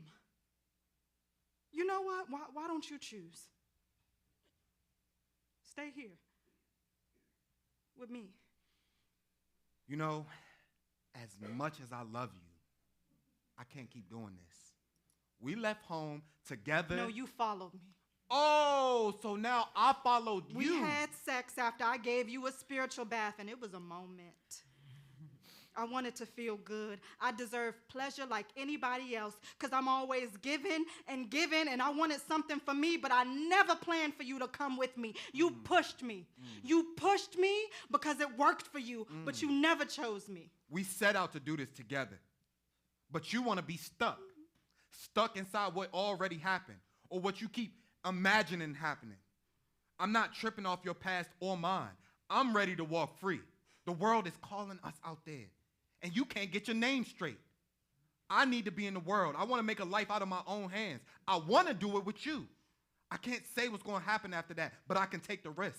You can't. So what do? I got to go, Destiny. You stay. I'm going to take this opportunity and live my fucking life. But when you tell this story to whoever shows up at your little pity party, please remember to add this. I do love you. Blue gathers his belongings and exits. Slang. I knew you was gonna do that. You let that brother go? Nikki, I'm really not trying to hear this shit right now. Yeah, you're not trying to hear anything but yourself. No, I'm not trying to hear some bullshit reasoning from you. He's just doing what I knew he would do. He left because he's not down for me for real. How can you say that? Well, he left, didn't he? Yeah, he left, but you could go after him. I'm not running after him. What does that make me? See, that's the problem. You see everything as you versus the whole world, when it ain't even like that. You say you want something real, you want real love, but when it is staring you in the face, you get caught up in a battle that don't have nothing to do with what's real. That brother has been down for you. He might not have always been perfect, but he has been there. And he didn't come in here saying he was leaving you. He came in here saying he want to share what he has with you, and you need to see that as him taking something from you, something you don't even have. Why can't it be a journey for both of you to have together? Why you gotta be in control? Look, you don't know shit. Just because that was you and Deja kind of love, don't make it mine. I have lost my life. Do you know what it means to stand on the outside, away from the people you love, watching them sink or swim without being able to touch them? You don't know what that feels like. A minute can make or break you, girl. And you just lost a whole lot of minutes on some dumb shit. Wait, dumb shit? My dreams are dumb shit now? Look, I know one thing. Women are always expected to give up what they love for somebody else's urgent issue. That's what I know, and I'm not going out like that. And anybody who thinks that I'm gonna roll over on my dreams, they got another thing coming. You hear that, Blue? When do y'all just get to be two people?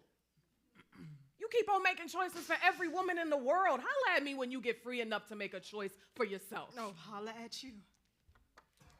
You're the last person I want to holla at. You know why? Because you don't even know what you're talking about. Okay. Life can change in a day.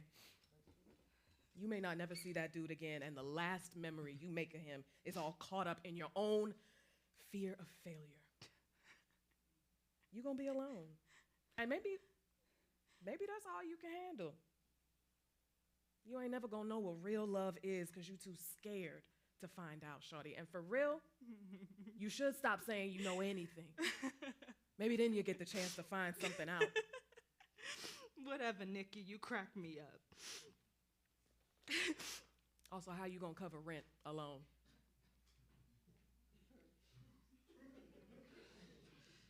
I can still do hair. And I made a friend at the laundromat last week, Elena. Yeah, she said she's looking for a new hairstylist because her regular spot done lost their lease. That's a possibility. So we gonna bank on the one friend that you have to cover the rent. It's a start. Okay. Okay. And everybody needs a little magic worked on their behalf. Right. It don't matter what city you in. I know how to monetize my skills. Right.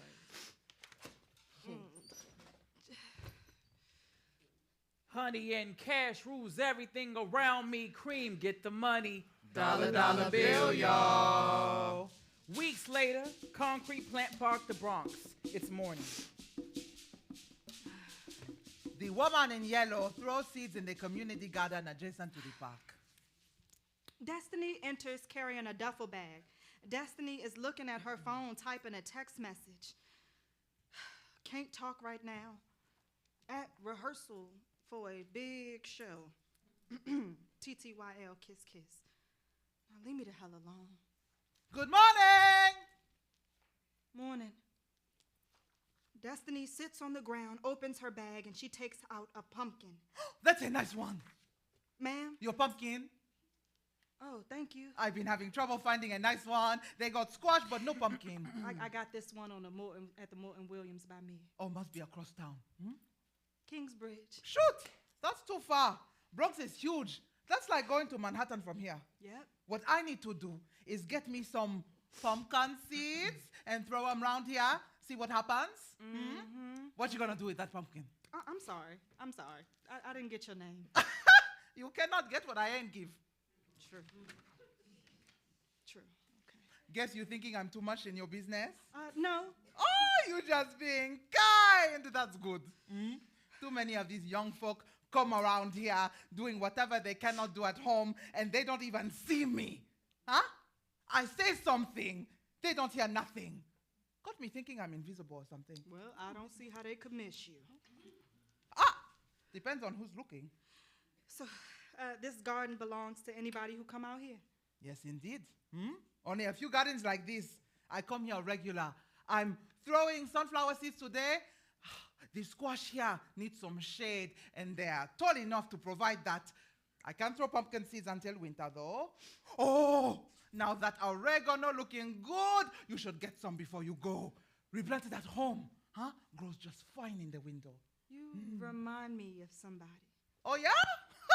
I got a real familiar look about me. Hope it's a good memory. An interesting one, I guess. Well, that will do just fine. Interesting suits me. Richard Glorious wanders into the park, seeming a bit out of place in his suit. Destiny stands quickly and waves at him. Hey. Oh, I see you got a friend. The woman in yellow continues throwing seeds and listening while trying to appear like she's not listening. Hey, Miss Destiny. Excuse me for being late. I got caught up in a phone call from one of my staff members before I could even get in the shower this morning. It's fine. I was a little late myself, Mr. Glorious. You're using my last name today.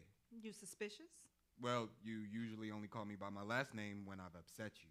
I haven't been working with you long enough for you to know my patterns. That's one of the things I'm known for. When you see me, you only thinking about yourself.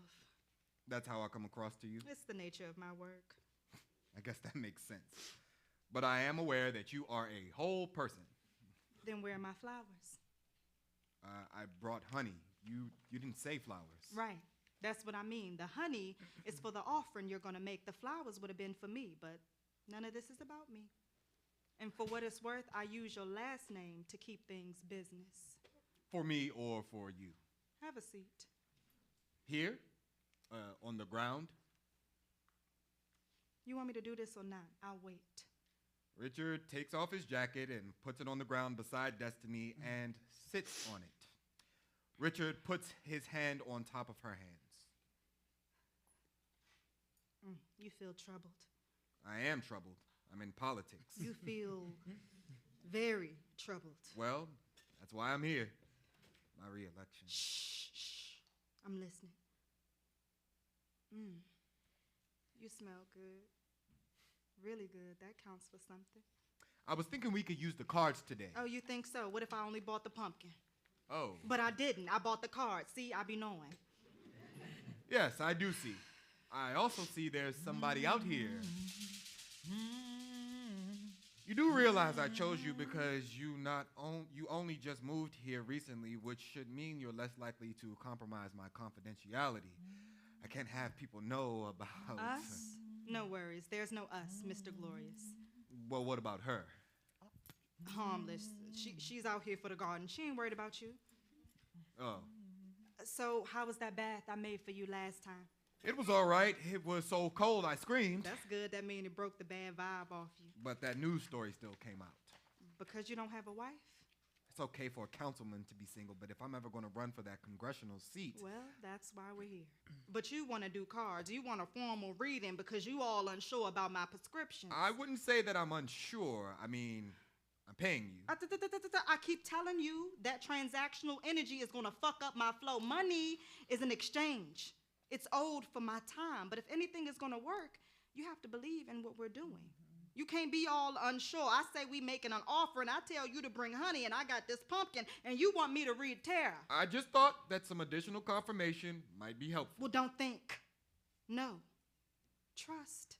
What we are here to do. Look, I can't stand people all attached to divination. Learn to listen. I hear you. Ma'am. Excuse me. I couldn't help but notice your profile, young man. Such a distinguished look about you. See? But you don't have to worry about me. I mind my business, mostly. But you into politics, so you got access I don't. How can I help you? Well, it's not me as much as it's the river. We need more education, huh? Keep folk from coming out here and leaving trash just because they're too preoccupied with the fun they're having. Come on over here. Yes, ma'am. You're gonna stop yes-mamming me, huh? Feels like you're a way to brush me off. Hey, you see that trash hitting the boom right there? We need people more educated. What you leave in the river, you leave to your own body. They don't understand that. Huh?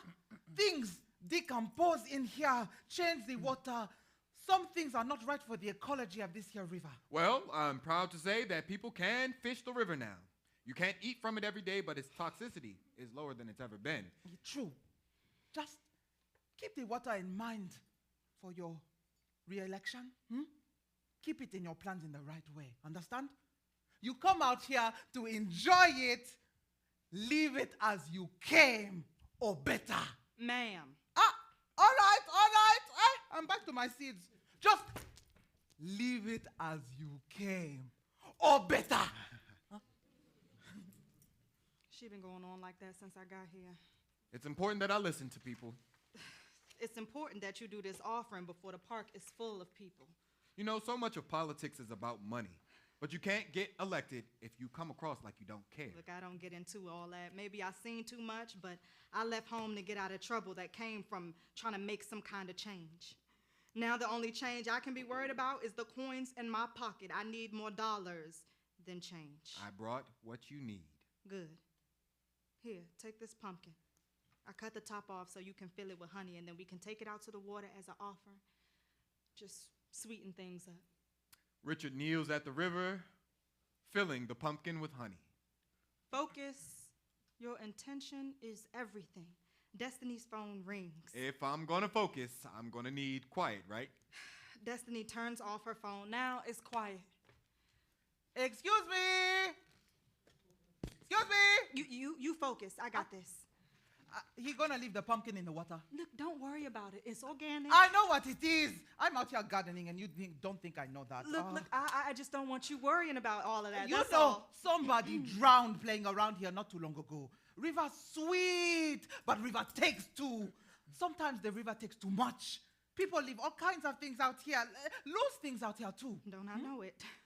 Sounds like you know some bitter truths. Guess that's what life does. Seems to me it does, but you know what I say. Well, I'm sure you're gonna tell me. I say you need a little bitter with your sweet. That's how you know you're living, how you learn gratitude. The contrast makes you savor the good times. Just focus on your intention. Make sure that it's clear.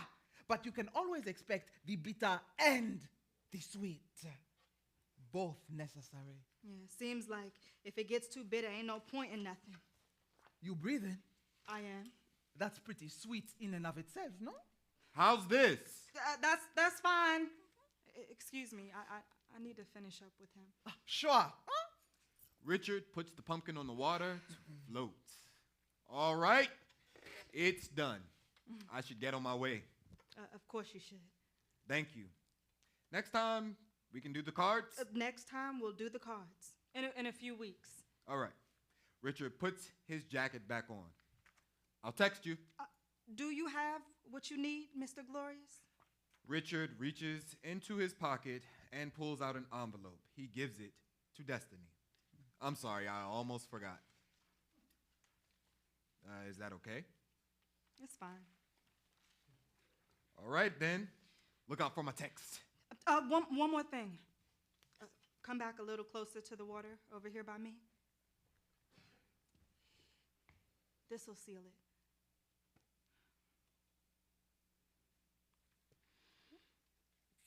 Whoa, whoa, whoa. The smell of a woman will always attract more.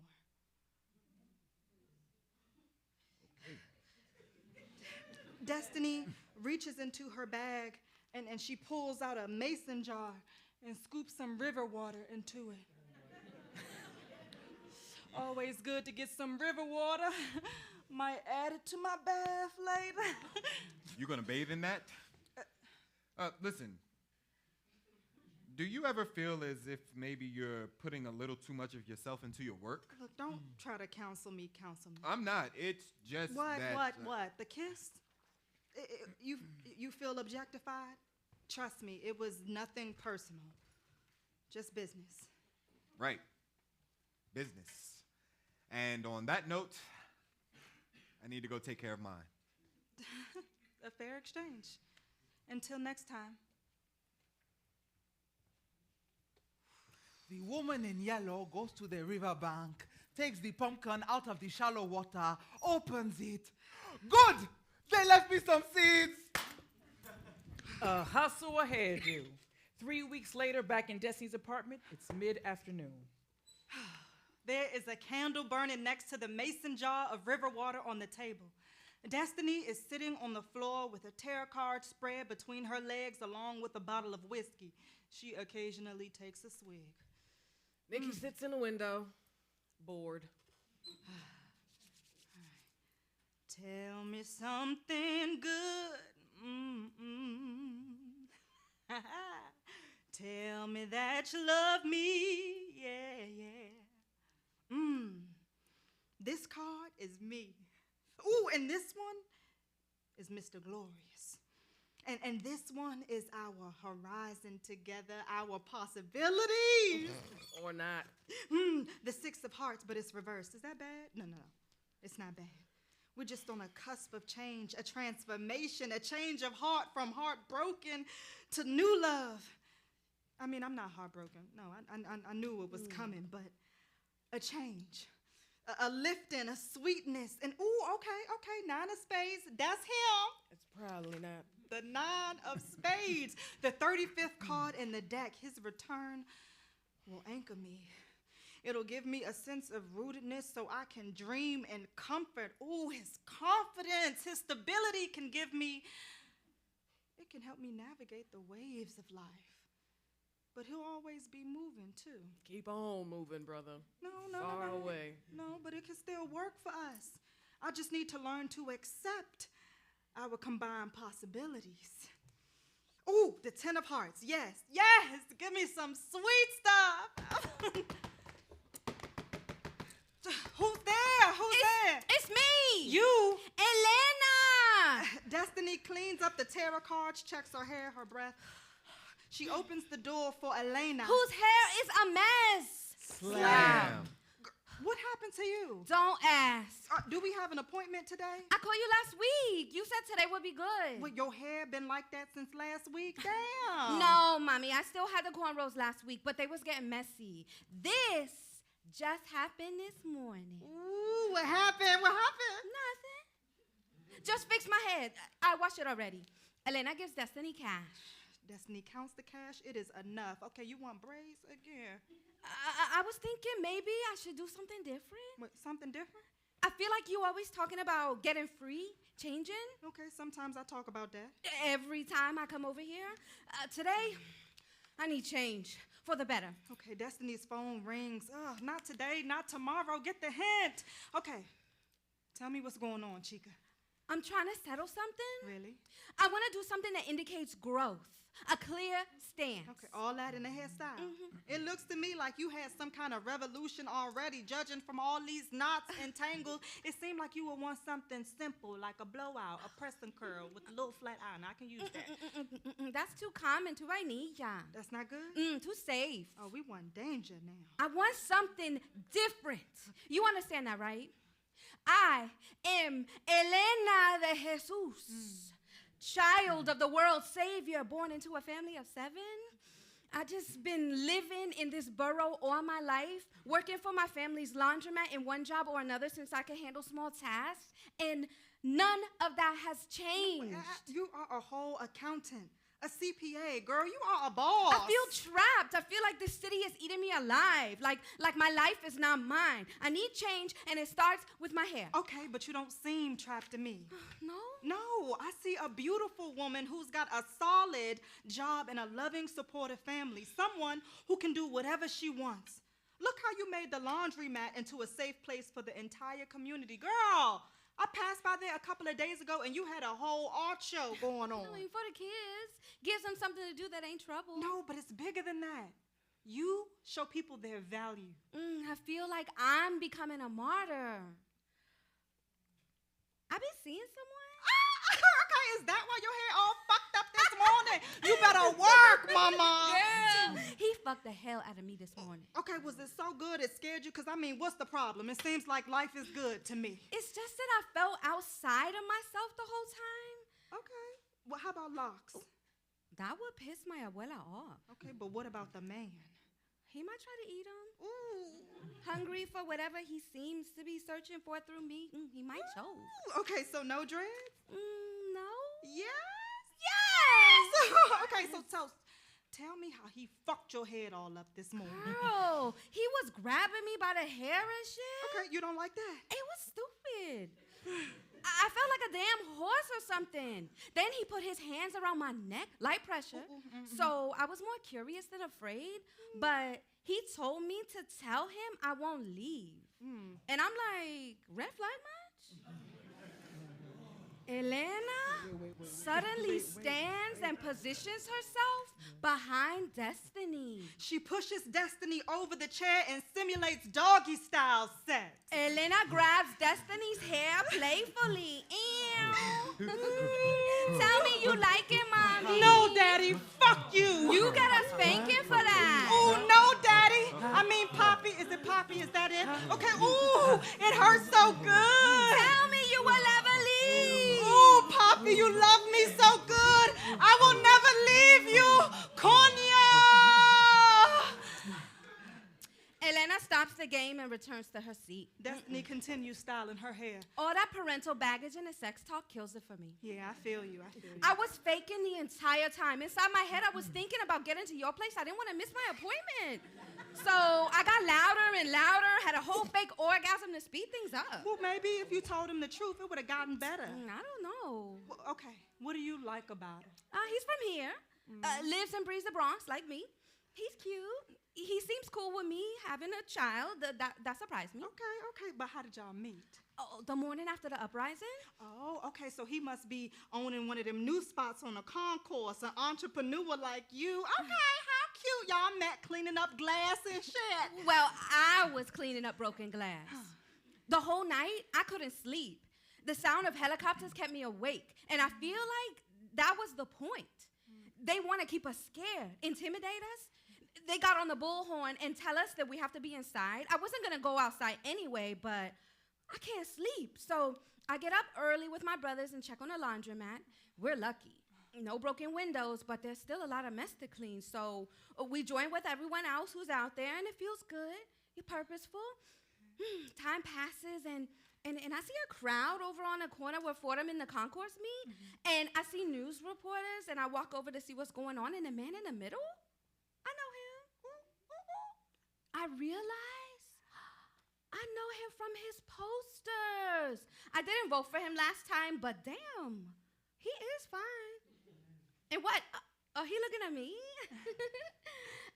He's sending somebody over to talk to me, and oh shit, this big dude comes over and says, Councilman Glorious wants to know if he can get your number.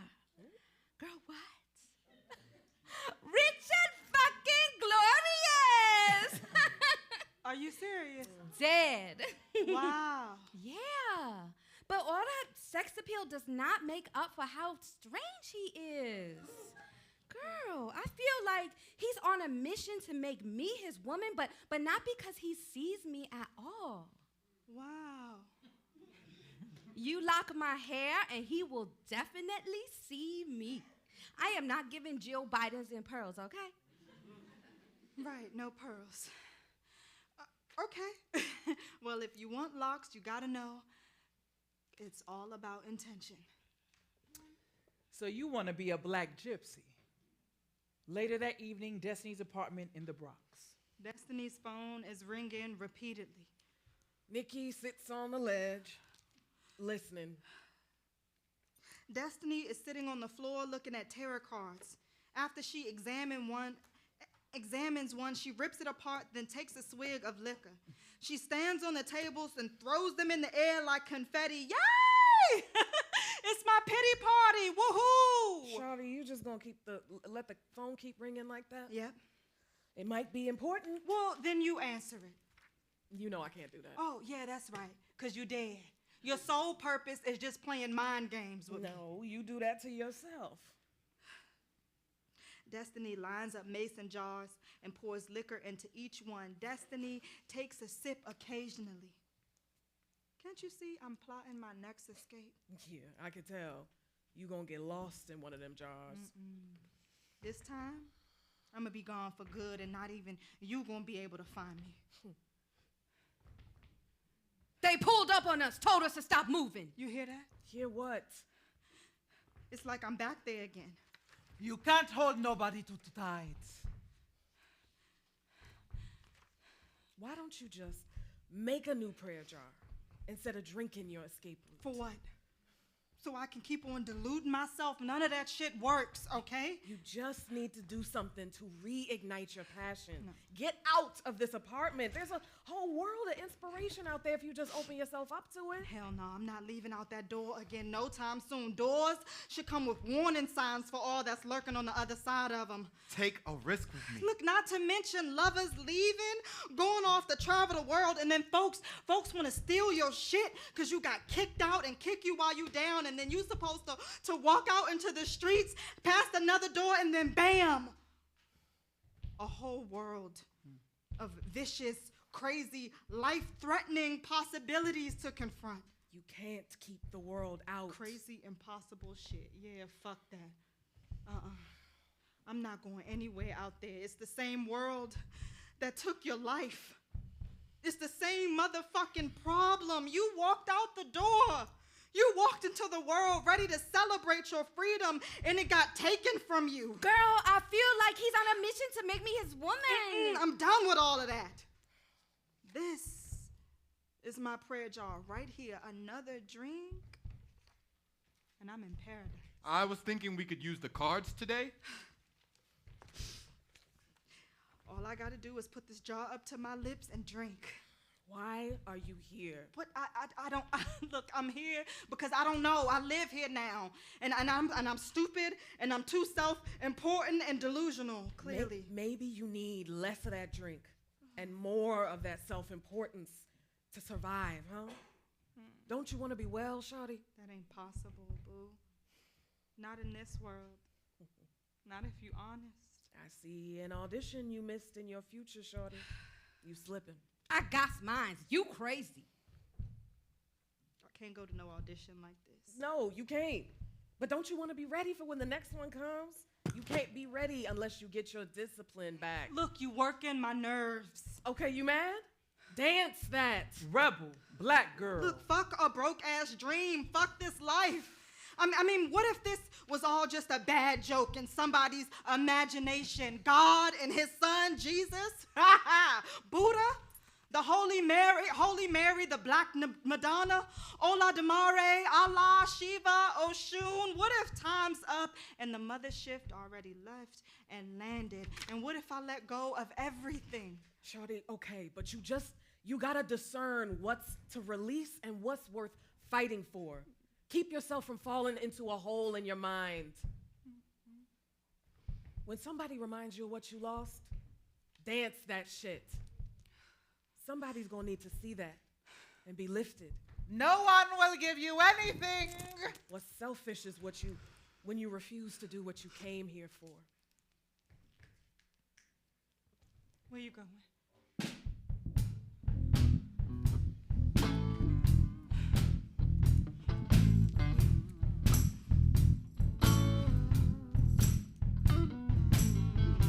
Child, destiny's tricky. That's how it goes. Think you know your way there, but there's holes in the road.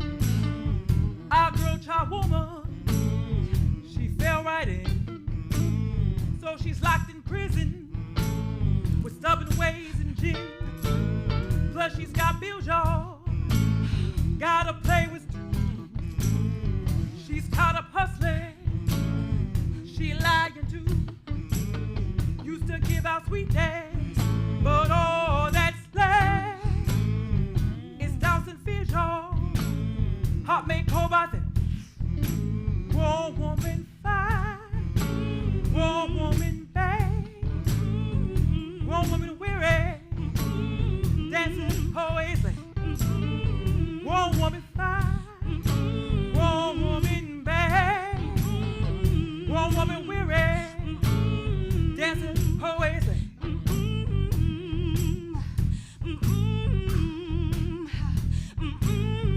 In pieces,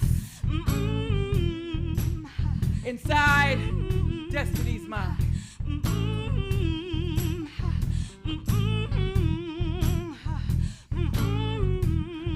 Black girl, whore, healer. What's bad is good.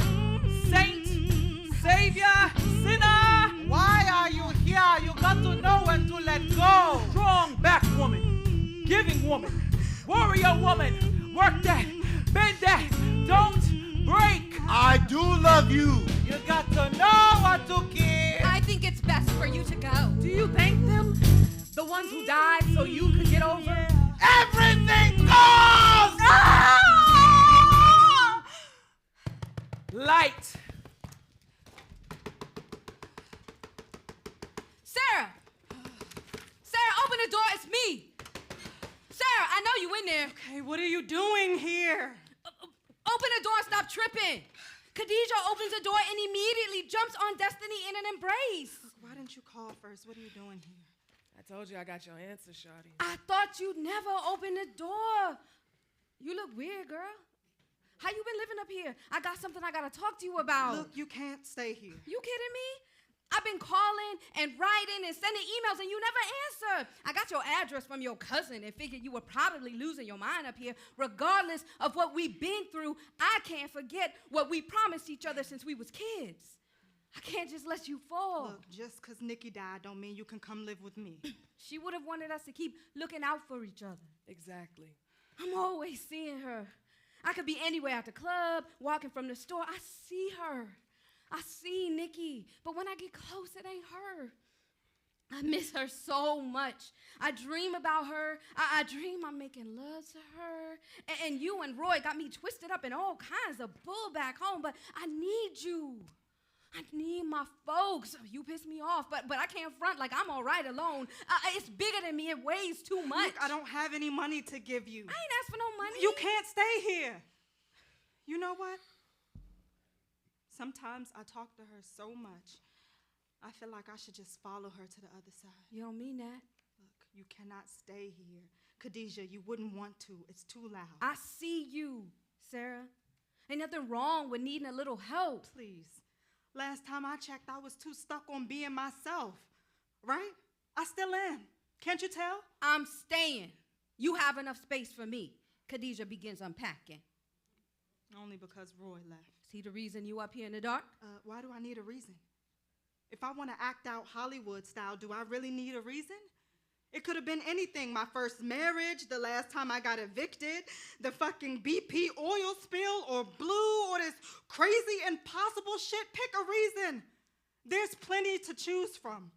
Mold and mildew all over the ceiling in the bathroom. And there's trains rumbling loud in the middle of the night and sirens. And I can hear folks fighting when they walk past my window on the street, but I can't hear myself, though. I can't find my dance in all the chaos on Fordham Road. Khadijah finds a bucket, pulls out a large mason jar of a spiritual bath, lights the candle, and mixes the plant bath with water. I got all the plants right here. Rompe Mariah, Espanto Muerto. This apartment is just a mess code of violations like the world. A whole apartment blew up in El Barrio, and just people go on like it's business as usual. I mean, was it really a gas leak? Who knows? And Nikki is dead. Ain't no cold here. There's just a wildness that finds its way inside of your heart. You can't feel it. It's cold right inside my chest, Deja, and it works its way through my bones. Destiny grabs a bait knife. Khadijah does not notice. I got Vencedor too. All the plans we need to break this off you. Give you a reset. Everybody wants something from somebody. They take so much until there's nothing left. And folks want to leave because what was sweet turned bitter, but don't nobody care how the bitter got there in the first place. Then folks want to come back. They want to come back for the little bit of bitter nothing you got because it looks sweet from the outside. You say that you want to help, but what you really want is to feel like you're doing something. All I got left is my blood. It's mine. If I let it spill, will there really be enough? Destiny holds the bait knife.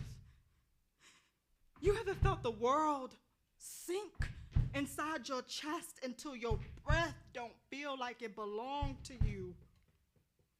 You can hear your heart beating from the inside, but it sounds so strange. It's the one thing that gives you life, and it's the one thing you can't control. Khadijah pulls a bloody tank top out of her bag. See this shirt? It's the same shirt I had on when Nikki died. It's her blood all over this shirt. I've been holding on to this whole time, carrying it with me everywhere. It's all I have left of her, just dried blood on cotton. I was on a bus coming up here, and I reached in my bag to get a book, and this fell out instead. The woman sitting next to me looked freaked out when she saw it. It fell on her lap, and for the first time, I saw myself from the outside. And I thought, why am I holding on to this? This ain't Nikki. I can't even see my life through new eyes because I sleep with her shirt under my pillow just to dream that she still lives. It's hard to let go because Nikki saw me in ways no one else did. She was courageous enough to love me in this wide open way. Because of her, I believed I could do anything. But the longer I hold on to this shirt, the less I feel in touch with my possibilities because I'm holding on to pain.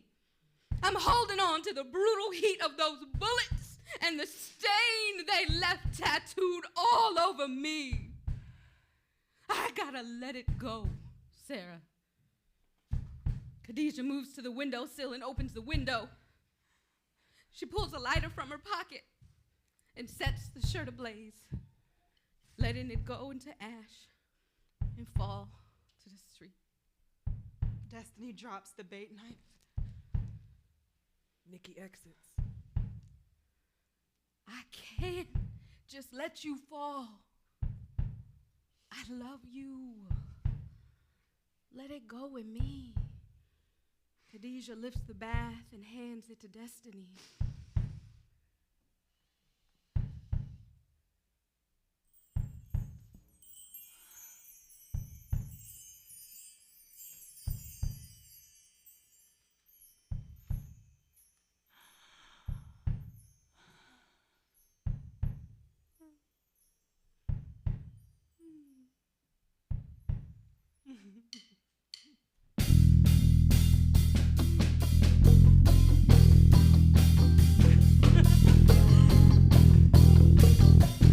A beginning again.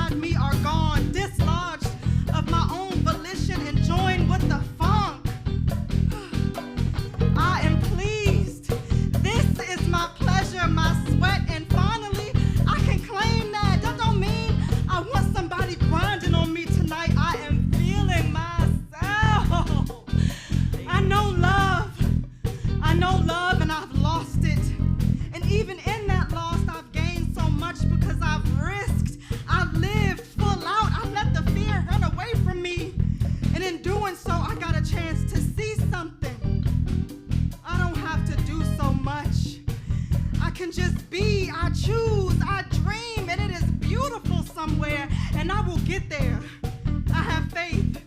It is mine, and so what if they looking? You looking? I am free, wide open, wild with the heat of the dreams of the women before me that left for me to carry over. And I choose Sara, Josephine, James, me. I choose me. I choose love. I choose life. The bitter and the sweet.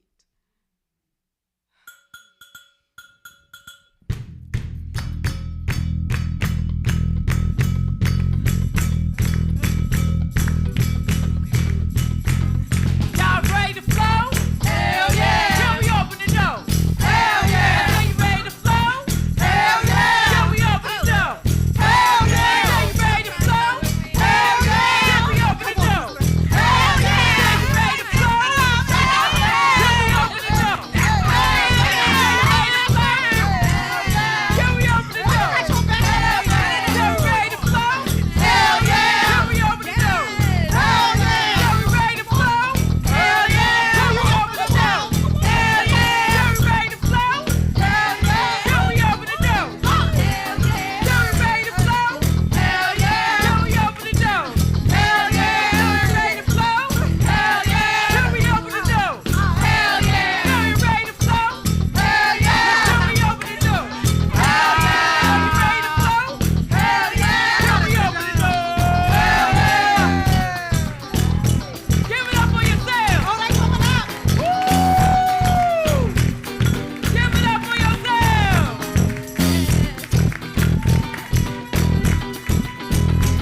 Give it up for yourselves.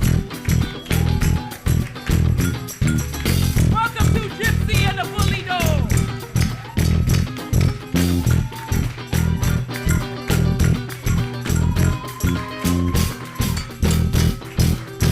Hey, hey, hey, hey.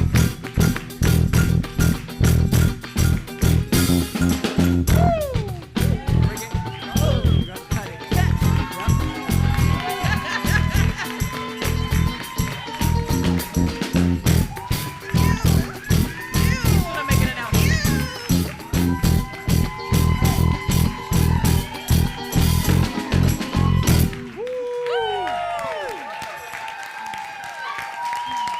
Give it up for our director, Anita Angela Mercer.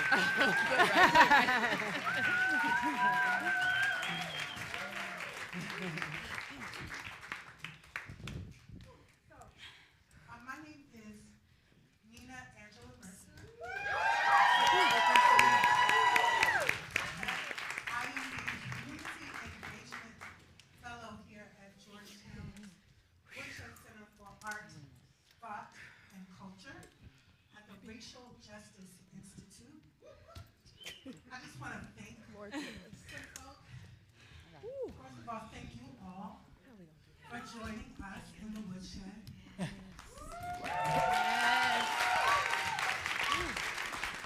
So, I want to thank Hillary Jones.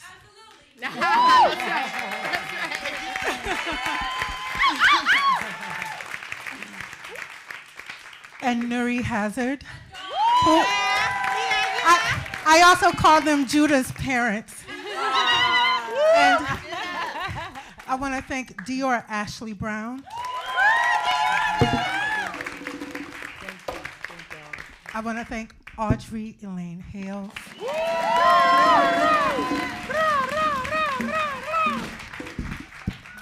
And thank you, Jacqueline Hume.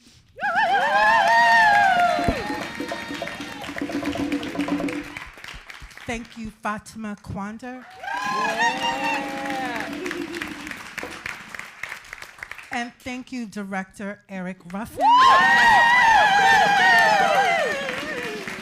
Thank you, Stage Manager Extraordinaire, Fatima Daifan.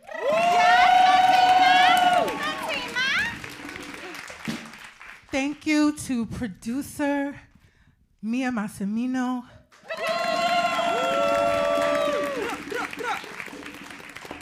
Thank you, music director Matt Swamp Guinea Miller.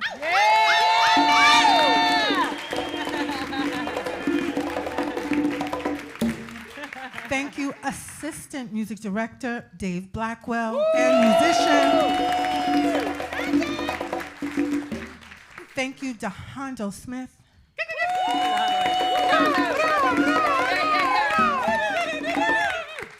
And thank you, Steve Perkins.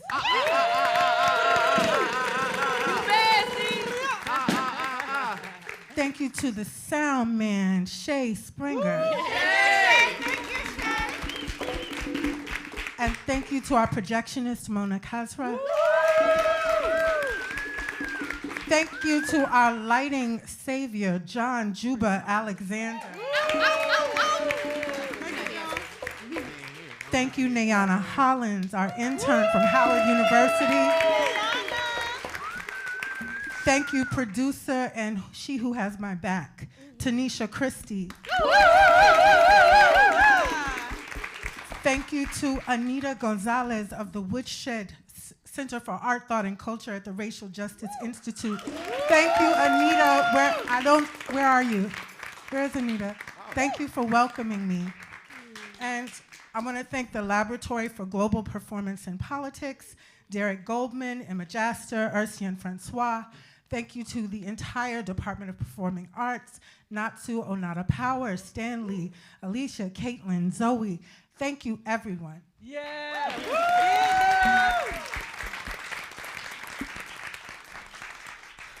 So now I'm going to hand it over to Fatima Daifan, who is going to lead us through a conversation. We won't hold you all here too long, but we do want to just build community with you a bit. Thank you, Fatima. All right, and can we get a round of applause for Nina Angela Mercer? Thank you for creating this beautiful work. Thank you to your ancestors for bringing you here to us. And if you are like behind us and you want to make your way in front, I feel bad when people behind me. You good? All right, so one of the things I loved about this experience was how communal it was and the rituals that we shared. So I have an offer for the room because you are a part of our ensemble. So we have two beats. We got the bambula, that's the dun, dun, dun, dun. Then we have a heartbeat. So the heartbeat's just do, do. Do, do. Let's do a little slower. Do, do. Do, do. So find somewhere on your body. Give us a nice tap. Feel it. And let's get grounded. So as you're feeling your heartbeat, I want you to think about the feelings that come from your heart from experiencing this show. And as you have those words, feel free to shout it out.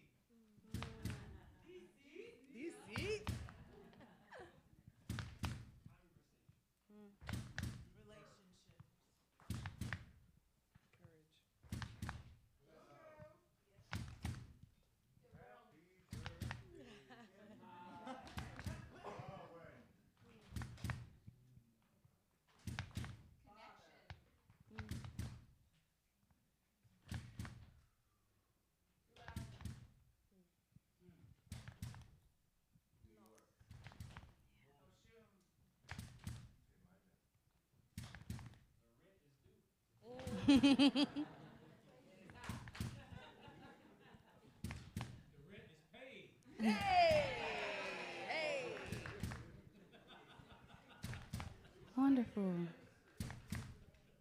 Thank you all. Let's find a close together. Take a deep breath in. Release. Thank you. So the first question that I have is for Nina, and I would love to hear about the impetus of this play, that seed that brought you here.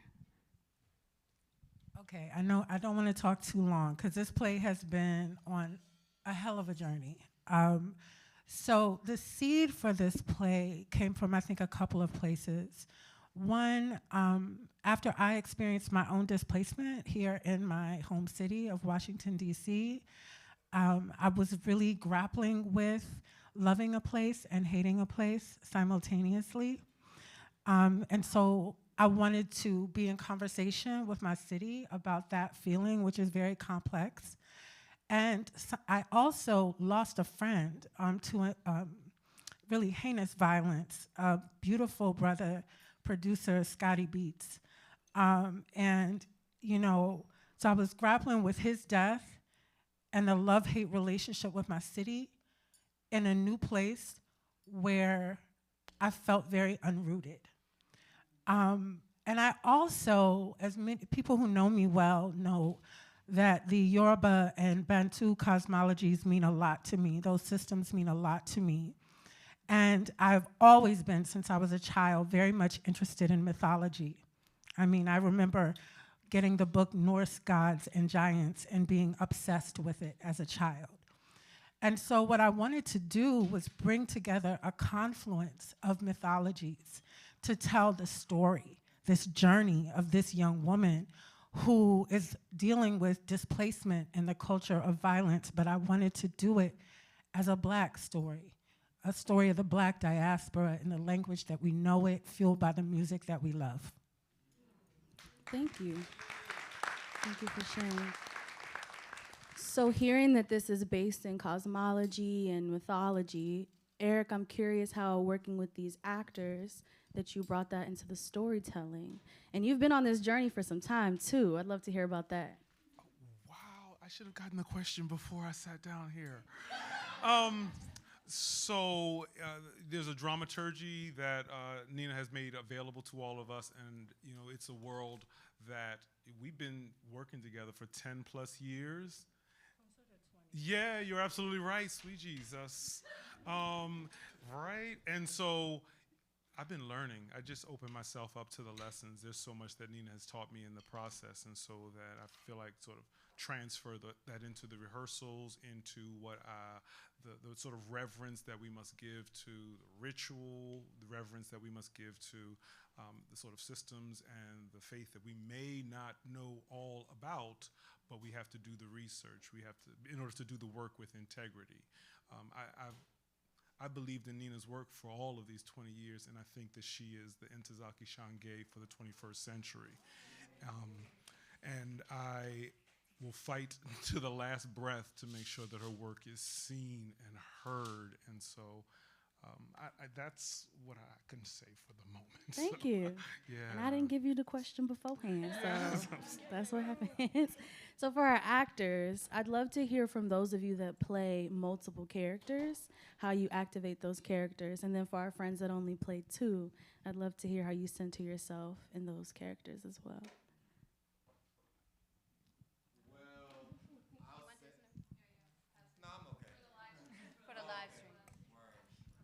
Live stream. Do it for the live. All right.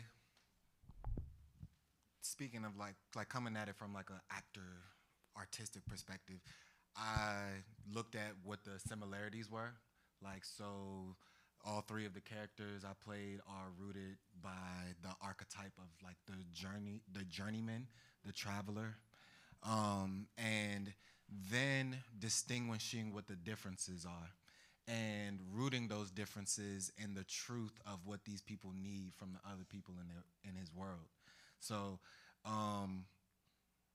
like, for example, Richard Glorious, he isn't there just as this trope or like this archetype, this thing that is obviously very different from Roy and Blue.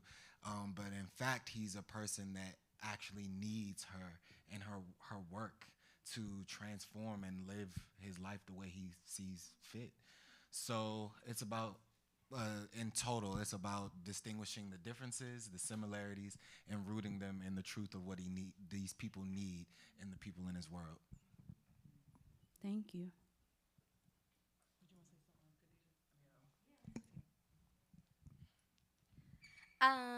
Yes, so this play, okay, so a little about me. I am a Black Dominican girl from Northeast DC. So I was like real happy to play all of these different characters that like personally reflect all these aspects of my life in real life.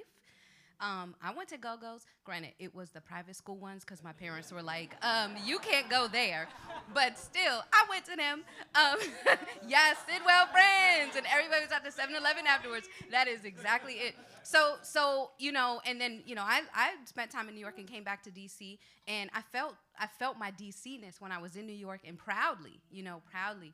So these different characters, they're each, the characters that I play, they're each on their own journey, you know, that align with what Sara is going through. Khadijah also has that loss and had to find her release in order to help Sara find destiny, find her release, you know. Rachel's still dealing with perhaps living in someone else's dream.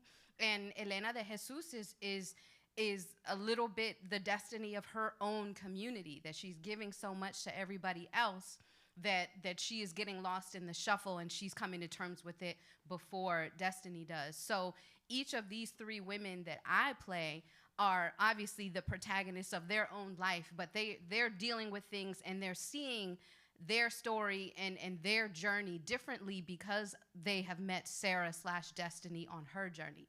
So even though she's going through everything, she is able to lift up these people around her, whether she realizes it or not. So to be able to, you know, touch on these three very different characters that very much align with my life, it was like, I mean, I'm not saying this, but I feel like it was a role written for me, but it wasn't.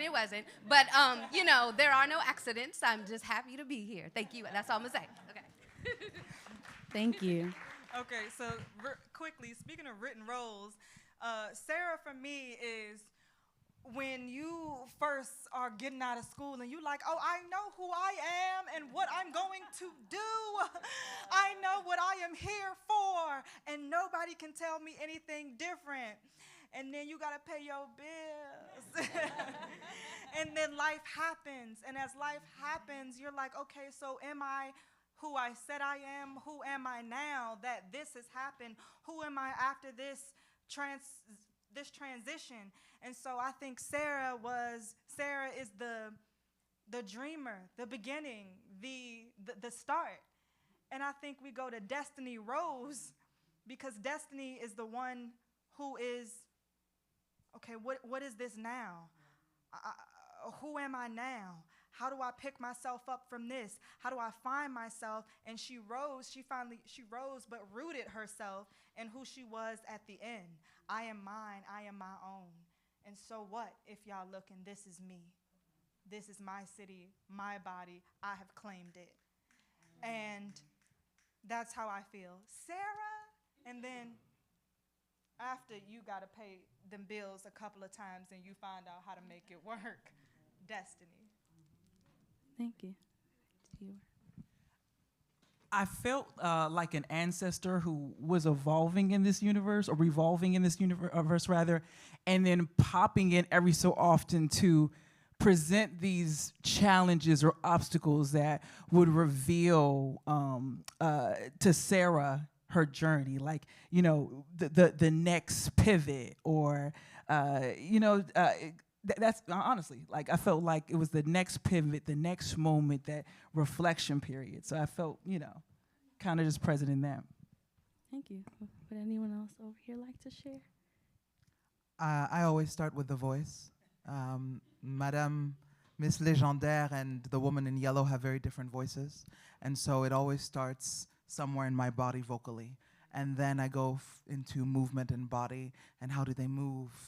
And then, you know, build a three-dimensional character from these voices and these bodies. And that's how I distinguish. And of course, it helps with the direction of the director and the dramaturg and the writer, who gives you their insight. And within that, you build a being. I don't play but me. I'd play me. You want me to answer though? Yeah, what's it like being Nikki? Yeah, I could say I appreciate that Nikki is the one in the piece. Me and even the mayor goes through changes. Nikki, yeah, I think a lot of times we think about. I think about ancestors as like, or our spirit guides as very whole and sound of mind. And somebody reminded me a while back that our ancestors are like us, souls, spirits finding their way through, journeying, continuing to grow and learn and change. And I think my fellow actors may have noticed I just found some things today, just found some ways in.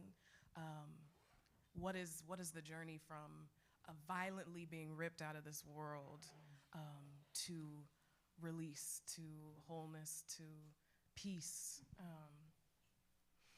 And I think for Nikki, it's returning, making sure her folks are whole, or at least offer as much as she can to their path, to make their pathway easy, open, available.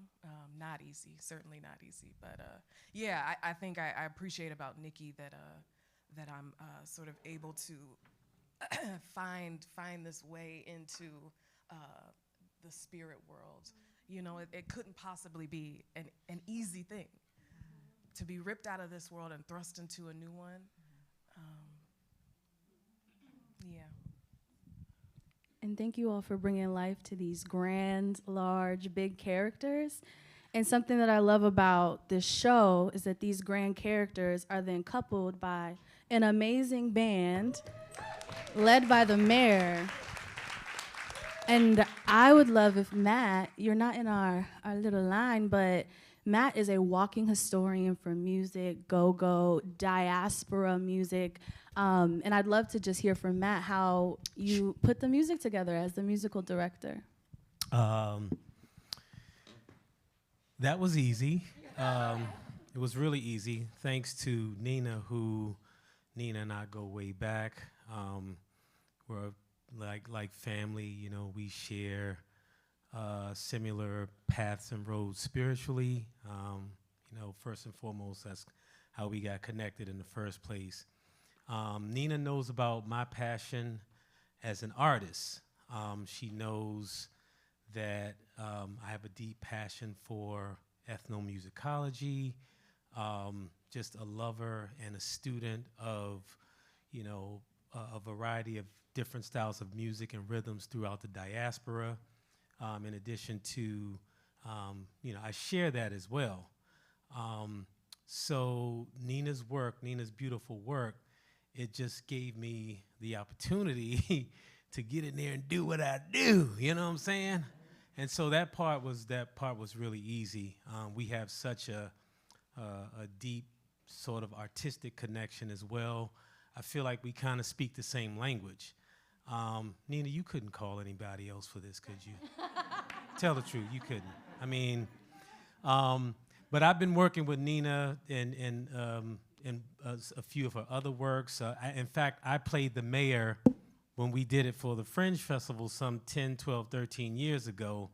But this was a good opportunity to be able to do this. To create the music, I had help from my good brother Dave Blackwell, who helped to score the soundtrack for this beautiful play. And then, so I have a band. I play in a bunch of bands, but I have a group, a Gogo group. Well, we don't play Gogo. It's like a Gogo hybrid. It's Afro Gogo roots. But these are members from my band, Crank Lukongo. So I just brought these guys in to come and accompany the musical part as well. So it's been a good journey, and I'm loving it and looking forward to doing it again. Yep, thank you. Thank you. So the last question I have is for you all. While we have you here and you just experienced this show, one of my favorite things about theater is that it's complicated. Like, I think you had said duality, that in the good, there's the bad, in the sweet, there's the bitter. So I'm curious what you all are grappling with right now. What questions are circulating for you, ideas, themes that just have you chewing on something. Feel? A movie. And I'm gonna say your statement again once you say.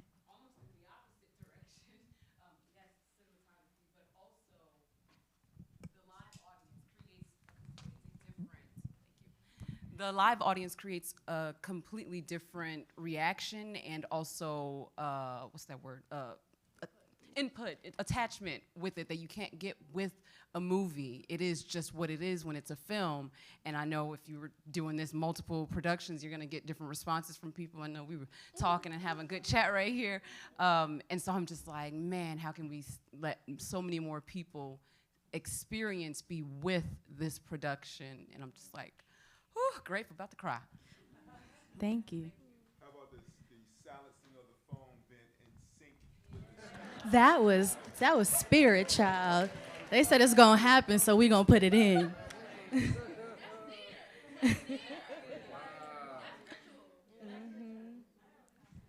One over here. Speaking of ancestors, my great-grandmother used to play the numbers, and she had a number of dream books on the kitchen table and whatnot. And I think I remember that if your hand itches, that means you got money coming. And since the end of the play, my hands have been itching. So I'm predicting that there'll be some financing coming, a grant or something. Yes, talk that's about gonna it. let you take this play to New York and beyond. Woo! Thank you. We have a hand over here, Mia. Center.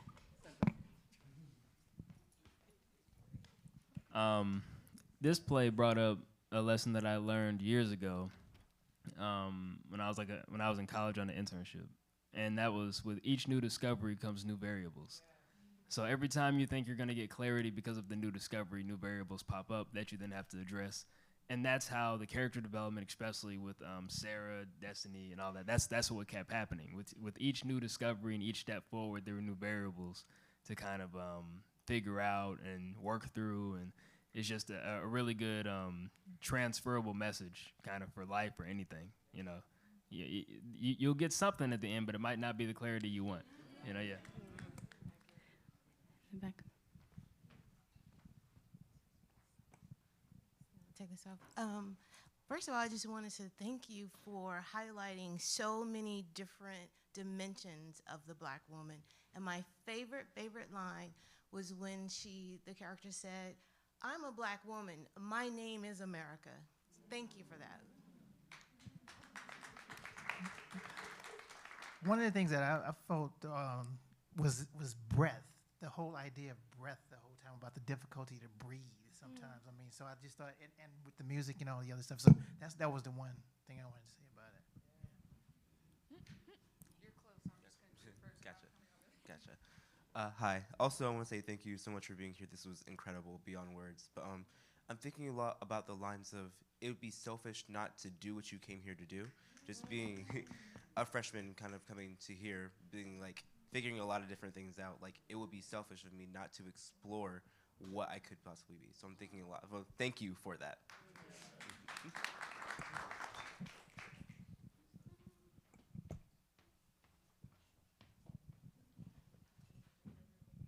My comment was along the same lines. The sole male character in this story who chose for himself and wasn't necessarily the villain for doing that. Like so many narratives, especially around Black women, make men the villain, and I personally was relieved that he was not in this particular story, but just a dimension, just something that's happening around her and not necessarily bad or good, but just life, because life be life, and sometimes we have to adjust around it. We have two more, and then we'll close on questions. I just wanted to say that this play, it touches on a lot of different things, and I definitely vibe with what you're saying, but listening has been a big thing that's been popping up for me. And so to see this and to see Sara be able to listen to the ancestor and actualize what it is that the ancestor was given to her, and that honest thing of ancestors are not these people with the staff sitting in the, you know what I mean? They regular people just like us, you know what I mean? So I appreciate that. And there's so many other things that are ruminating and ring-ting-ting all over my body, but I just have to say thank you. Thank you to y'all, the actors. Thank you to the director. Thank you to everybody. So thank you, thank you, thank you, thank you. Thank you. Over here.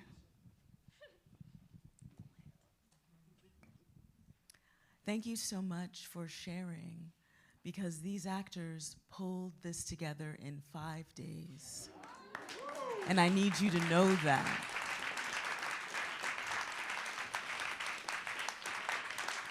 Brilliant, extraordinary group of artists here. Thank you so much for coming and witnessing with us. Thank you.